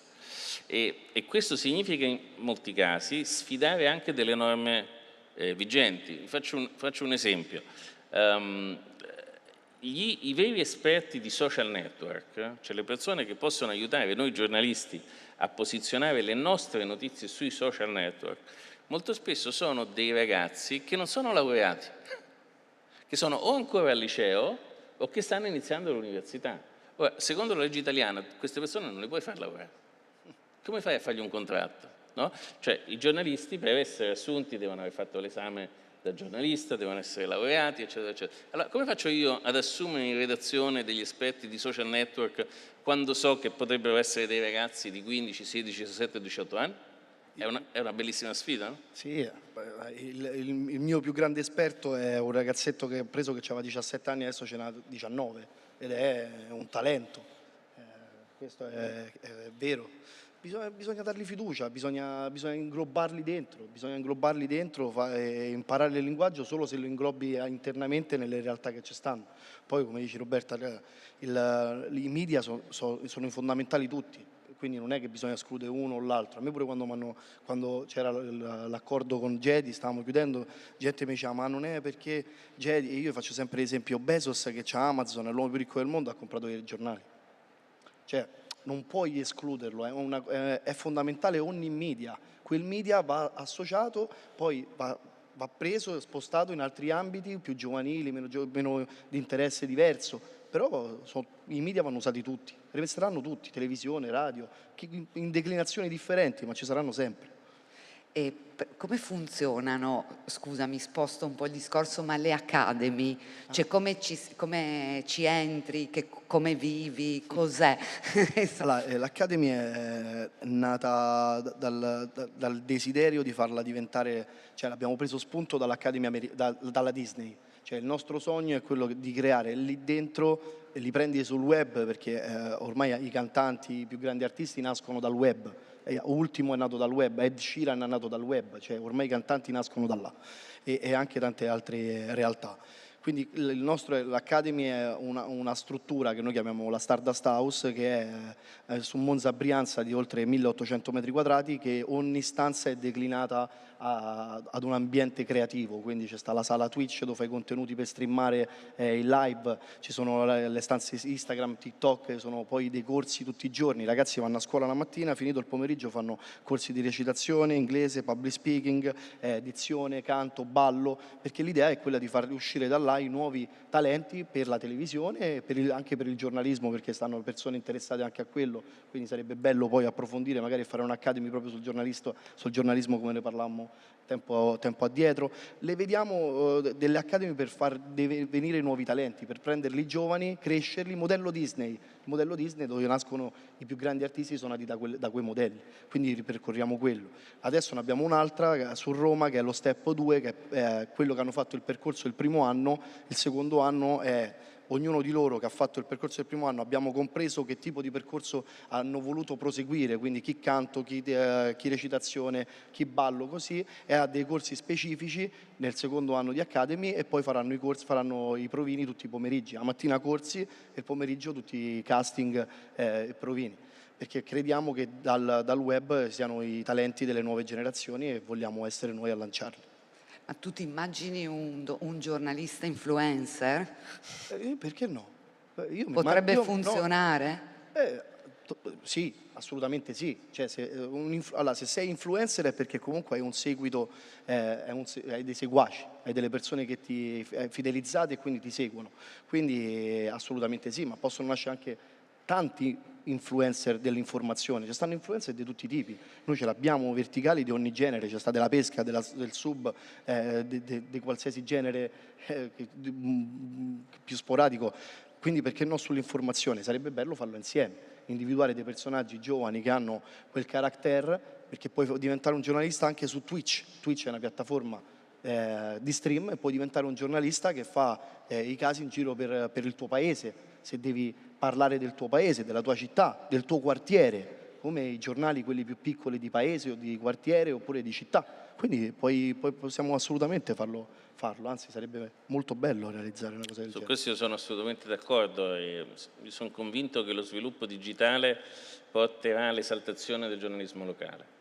Cioè, il giornalismo locale come racconto del territorio, soprattutto in un paese come l'Italia che è basato su realtà locali molto forti, è destinato a creare molti posti di lavoro, secondo me, in termini di nuove tecnologie, ma anche proprio di nuovi giornalisti, creando tutta una serie di nuovi trend di consumo di nostri contenuti. E basta pensare a quanti sono i milioni di emigrati italiani nel mondo. Se noi raccontiamo la storia di qualsiasi località italiana, noi avremo l'interesse non solamente di quelli che ci abitano, ma di tutti quelli che nel mondo sono immigrati e che fanno riferimento a questa realtà. Quindi non c'è nessun dubbio che quello che Giacomini dice è verissimo, io ci rifletto appieno. Le nuove tecnologie offrono nuovi spazi di crescita per il giornalismo locale in Italia. Bene, questo per il piccolo è un'ottima notizia e la crescita, cioè lo sviluppo delle nuove tecnologie ci dà accesso anche a tanti nuovi linguaggi, a tanti nuovi prodotti, a tante nuove possibilità. Una di queste è quella dei podcast e noi questa sera siamo anche qui per presentare, io ne sono un po' orgogliosa, la prima serie di podcast de Il Piccolo che è dedicato alle parole di Trieste. Allora, tra poco partirà un brevissimo video che ci porta dentro le parole di Trieste. Io vi invito, se vi fa piacere, a sedervi così lo potete vedere meglio. Grazie mille. Grazie mille al direttore Molinari, grazie mille al presidente Giacomini. Grazie. Piacere, un onore.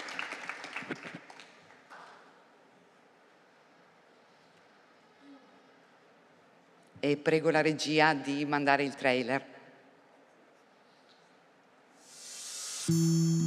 E come lavora, che viene e che va, i disi che il mondo se Garibaltà. Un capo in bicchiaro con bollicine né troppo grandi né troppo piccole.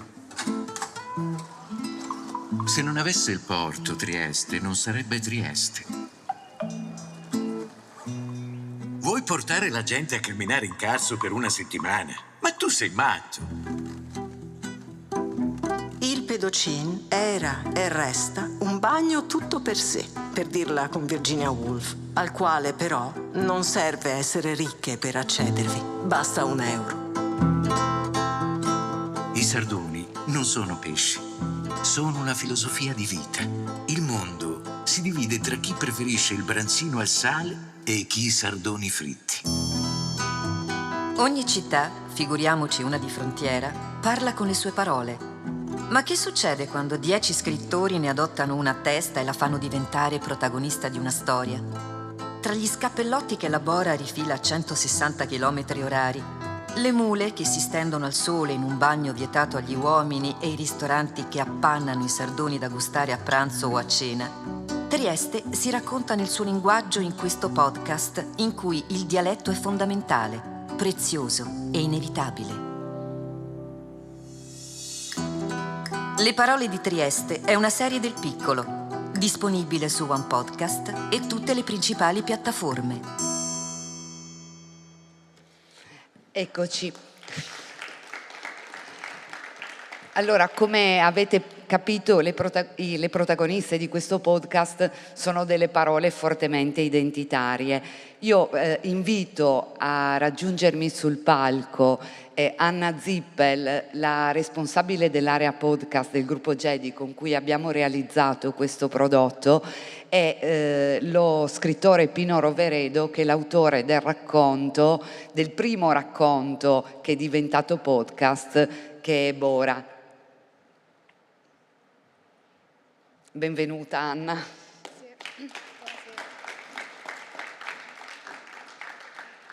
Ecco, sta arrivando Pino Roveredo.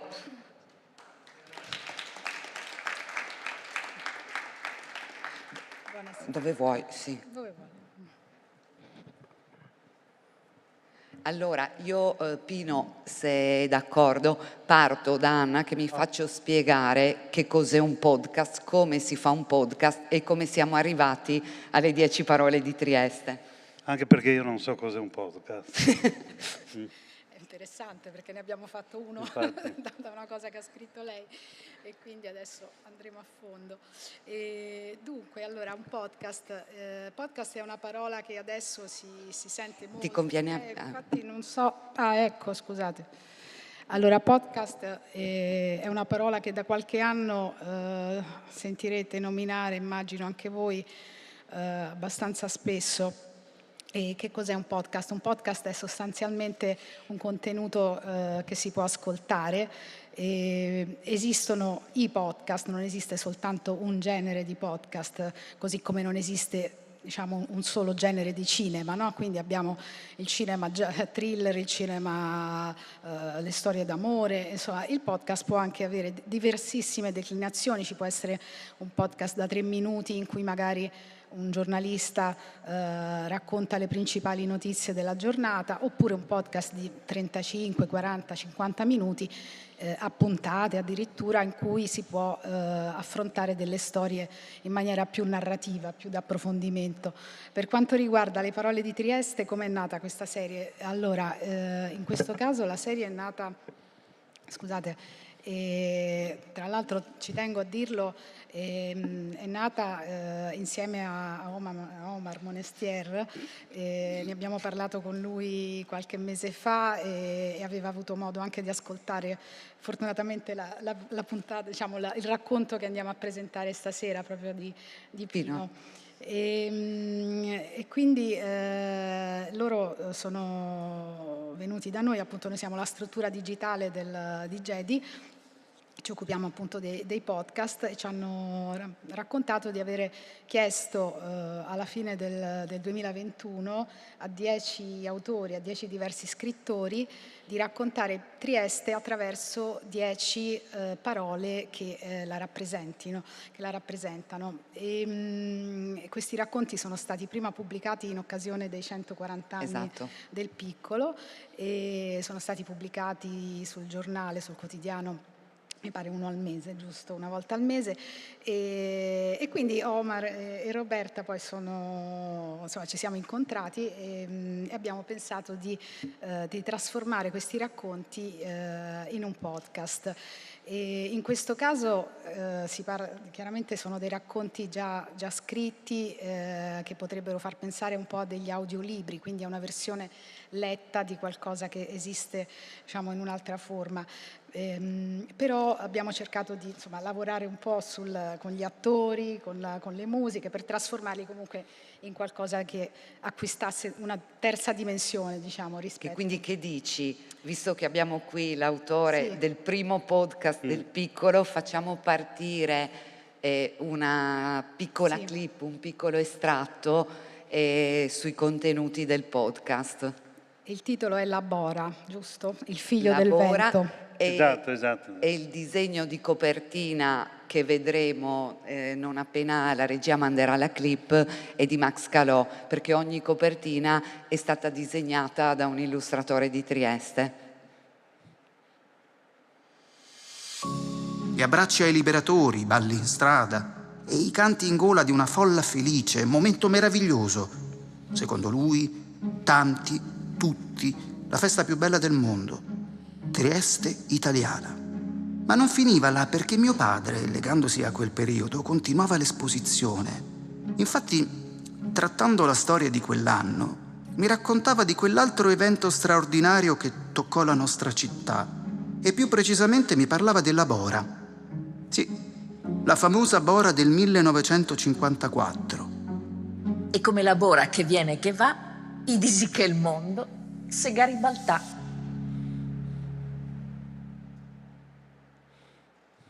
Allora, questo era solamente un pezzettino del racconto che ha scritto Pino Roveredo. Il podcast di solito si ascolta, diciamo, la cosa particolare è che si ascolta individualmente, quindi un ascolto collettivo non è, diciamo, l'ideale, però volevamo farvi un attimo sentire, volevamo sapere intanto se le è piaciuto il podcast, se le è piaciuto e che effetto le ha fatto vedere questo il suo podcast. Quindi io spero che l'abbia sentito. Sì. E che effetto le ha fatto? Ma io mi do una colpa da solo, io ho un buco atavico per quel che riguarda l'informazione dei social. Sono proprio un ignorante, io scrivo ancora assolutamente, rigorosamente a mano. A volte fingo di sapere questi termini inglesi, però non li conosco. Quando voi mi avete detto andiamo a fare un podcast, io pensavo fosse un vaccino. No, cioè, ammetto, è un'ignoranza assolutamente mia o è una non volontà di adeguarsi ai tempi moderni e di rimanere nelle vecchie tradizioni. Ma quando poi le ho girato la clip e lei ha sentito il suo racconto prendere voce, che effetto le ha fatto? Ma sai, mi è venuto un effetto di ritorno. Io ho fatto per più di 20 anni l'operaio in fabbrica e ricordo sempre un episodio di del vecchio operaio a cui si dava del lei, si portava rispetto, queste cose qua. E un giorno all'orario di merenda mi disse: ciao Mulo, vammi in appalto a ciorme 2 spagnoletti, no?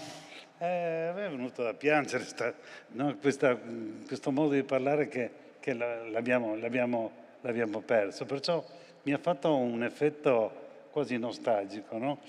Ricordare certe frasi, certi passaggi. È anche vero che oggi mi vantavo di andare a fare un podcast. Ma sapete che più di qualcuno non sa cos'è un podcast? Cioè questo mi rallegrava anche, se mi consolava sul fatto che non sono l'unico ignorante.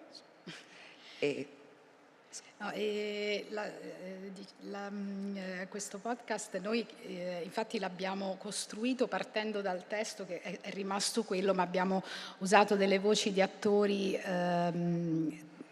quasi sempre triestini. Nel caso di questo racconto no, però diciamo perché c'era volevamo dare anche, essendo anche il primo che usciva, abbiamo messo degli inserti di una voce femminile che parla in triestino, quindi abbiamo giocato un po' su questo rapporto fra le due voci. Tra l'altro Riccardo Francia, che è un attore bravissimo, gli altri 2 attori sono Franz Gusmitta e Macri Heller, che sono poi le altre 2 voci della nostra serie, che sono 2 triestini doc.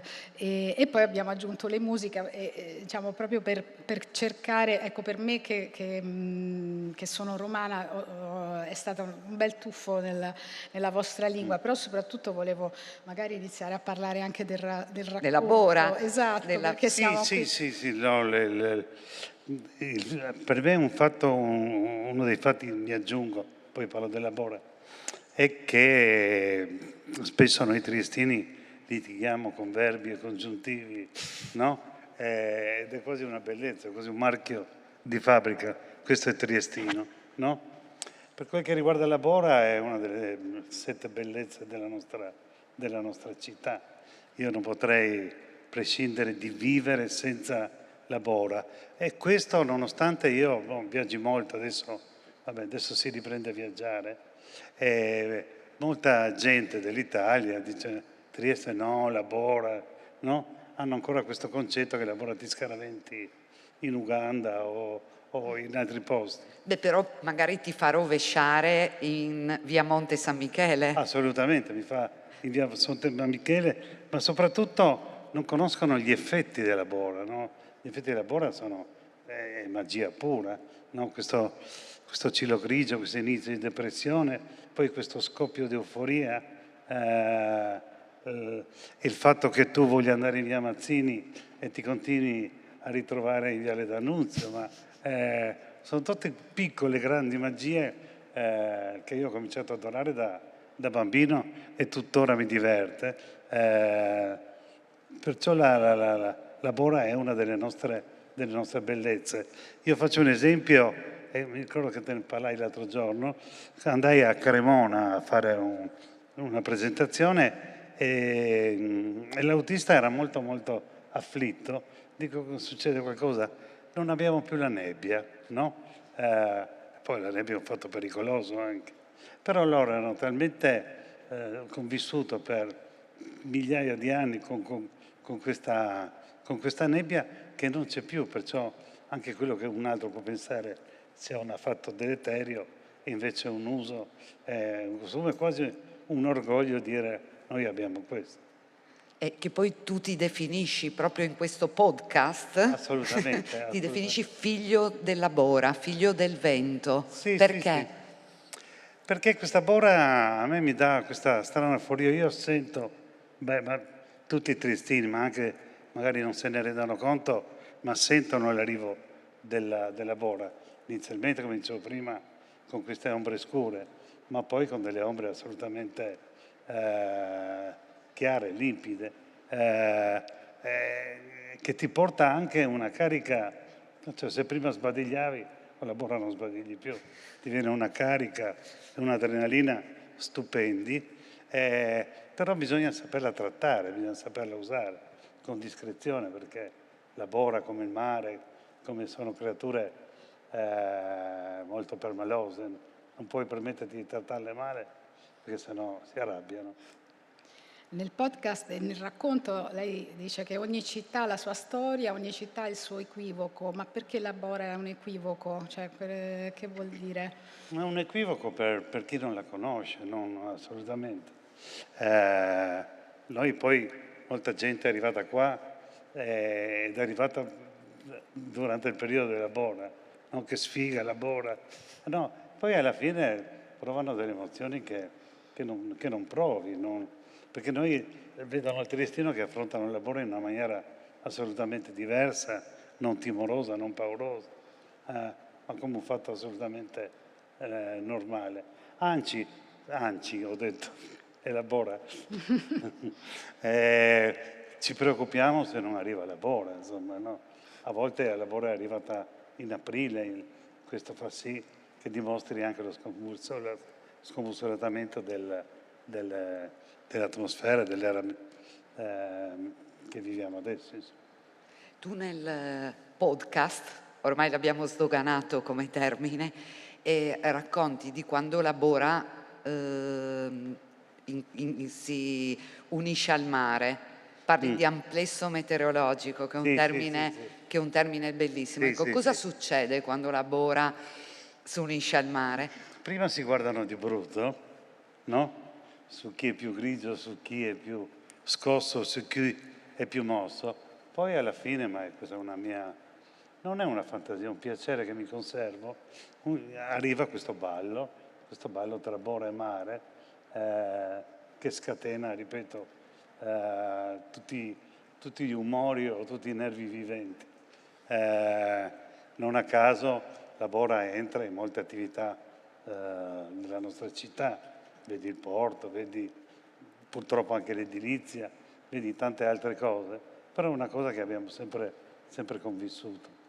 Poi in porto, figurati. Infatti hai parlato di porto, la cosa bella poi di questi 10 racconti, di queste 10 parole è che questi racconti in realtà comunicano tutti fra di loro, perché in realtà poi le altre parole ricorrono, magari nel racconto della Bora ricorrono gli Viz o altre parole alle quali poi sono dedicati dei racconti.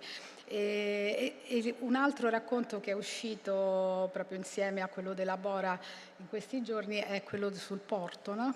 Sì, il porto di Claudio Grisancice. Noi abbiamo portato anche per porto una piccola clip che faremo ascoltare. Io mi sono permesso con grande arroganza di portare un piccolo racconto di 3 minuti, se posso? Certo. E che parla del porto, perché fa parte delle 7 bellezze, no?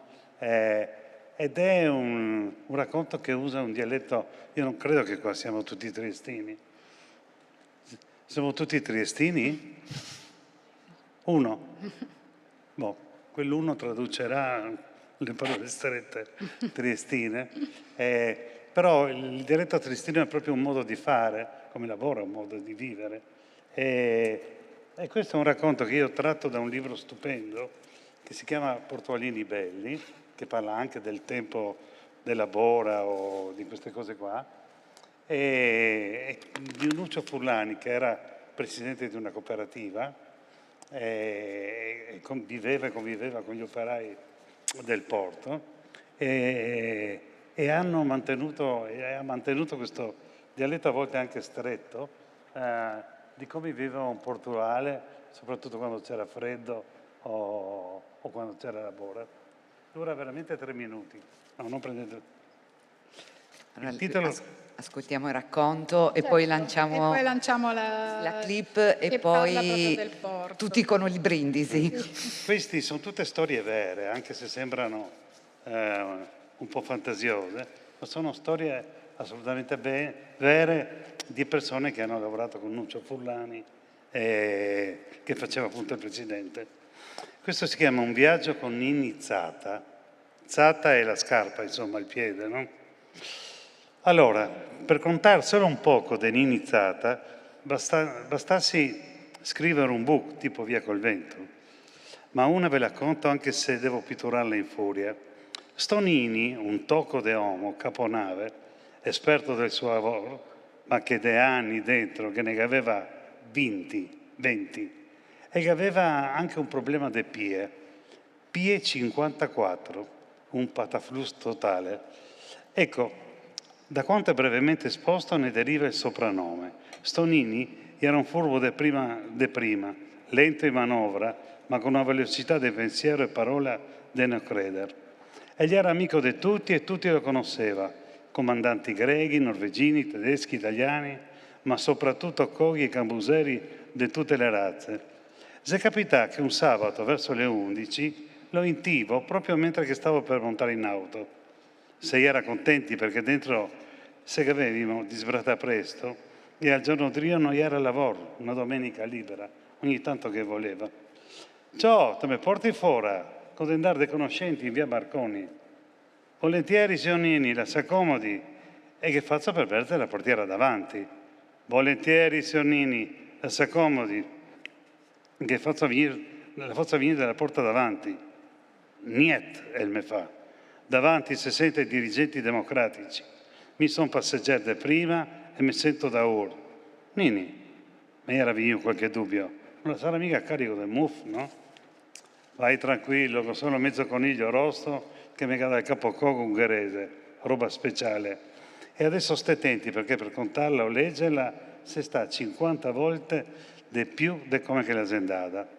Arrivemo, fermi, semaforo del Passo San Giovanni, via Carducci. Se ne costa una vettura che già prima mi era cascata nell'occhio, targata GZ, con 2 pignatelle davanti, di 2,40 metri in do, e una per si aspetta de drio. Quel vicino del driver mi fa: senta lei, da come si esce da questa merda di città? Mamma mia, volevo sentire quella parola al fulmine, mi faccio un programmino imminente. Ma lui, della nostra città, podimo male solo che noi, e altri non che si è concesso. Allora compensà. Adesso salto fuori e sto qua che fico una comiata tra naso e bocca, salto oltre il cofano e se ho fortuna, quando che lo becco con una piada in stomaco, questo col vien fuori. Io ero chiaramente quella volta una nagana, ero una scuretta ben preparata. Zigo, Nini, che dago? Non arrivo verso la portiera neanche da 20 centimetri che una mano de ferro mi blocca sui sedili. Nino posa sul finestrino verso de drio, tranquillo il che parla, indrizzandosi io sul naso. Da che parte volete andare? Verso Sistiana, Monfalcone. Ma allora è facile. Proseguite a destra per questa strada, sempre dritto per 10 chilometri. Seguite i cartelli con indicazione Muggia. La chiederete perché Sistiana è lì vicino. Di questa città, da quella parte, c'è il buco del culo e gli stronzi escono con voi. I due Cizeta, se restai senza fiapa, il tono persuasivo e anche per l'ultima frase inaspettata. A me invece mi cacciava un cranfo, stomaco, orecchi, naso, gola, un poco per la scarica di adrenalina, un poco per l'idea immediata della risposta e per il tono di voce dei Nini e per il fatto che veramente andai su per via Carducci, quella volta si poteva, verso il nulla. Non so come che faccio attraversare l'incrocio verso la luminosa, ma mi veniva giù le lacrime. Nini non la faccio, non vedo, il pianto da ridere. Calma, si accosti al marciapiede. Safè che andiamo a farci un ottavo da Marascuti. Con ieri là, con 2 ottavi d'oro doletti davanti, e mi ero sempre indropà che non veniva giù il fiato da ridere. Nini, serio per forza, ma con gli occhi illustri, e commenta, ciao, de Catanzaro i Gevignui fin qua per ciaparsi un'inculata. Stai male. Questo... Grazie a Pino Roveredo. Grazie Anna, poi io ti traduco qualcosa. Allora, ricordandovi che siamo ormai in conclusione, volevo solo dire che la serie dei podcast è disponibile gratuitamente sul sito del Piccolo, sulla piattaforma One Podcast, su tutte le piattaforme Spotify, Apple e Amazon. E che noi domani al San Marco alle 17:15 presenteremo 2 altre parole, il caffè e il carso, e che adesso ci salutiamo. Io ringrazio ancora una volta Pino anche per il racconto, con l'ultima clip brevissima che ci porta dentro il porto. Nel porto di Trieste. Prego.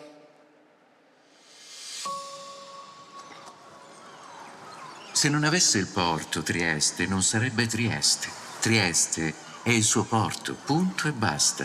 Come un brivido cassico scorrono sotto pelle ai triestini gli ultimi 300 anni di storia della loro città. Una manciata appena nel conto dei millenni, ma abbastanza perché il suo porto ne registri la subitanea crescita esponenziale in termini strutturali, economici, demografici. Dalla metà del 1300, per circa 4 secoli, Trieste sarà un sonnacchioso e trascurato borgo di più o meno 5.000 anime fra salinari, pescatori, pastori e contadini, arrancanti in un cul-de-sac in fondo al mare Adriatico. Bravo. Bene, grazie a tutti. Grazie. E buon brindisi.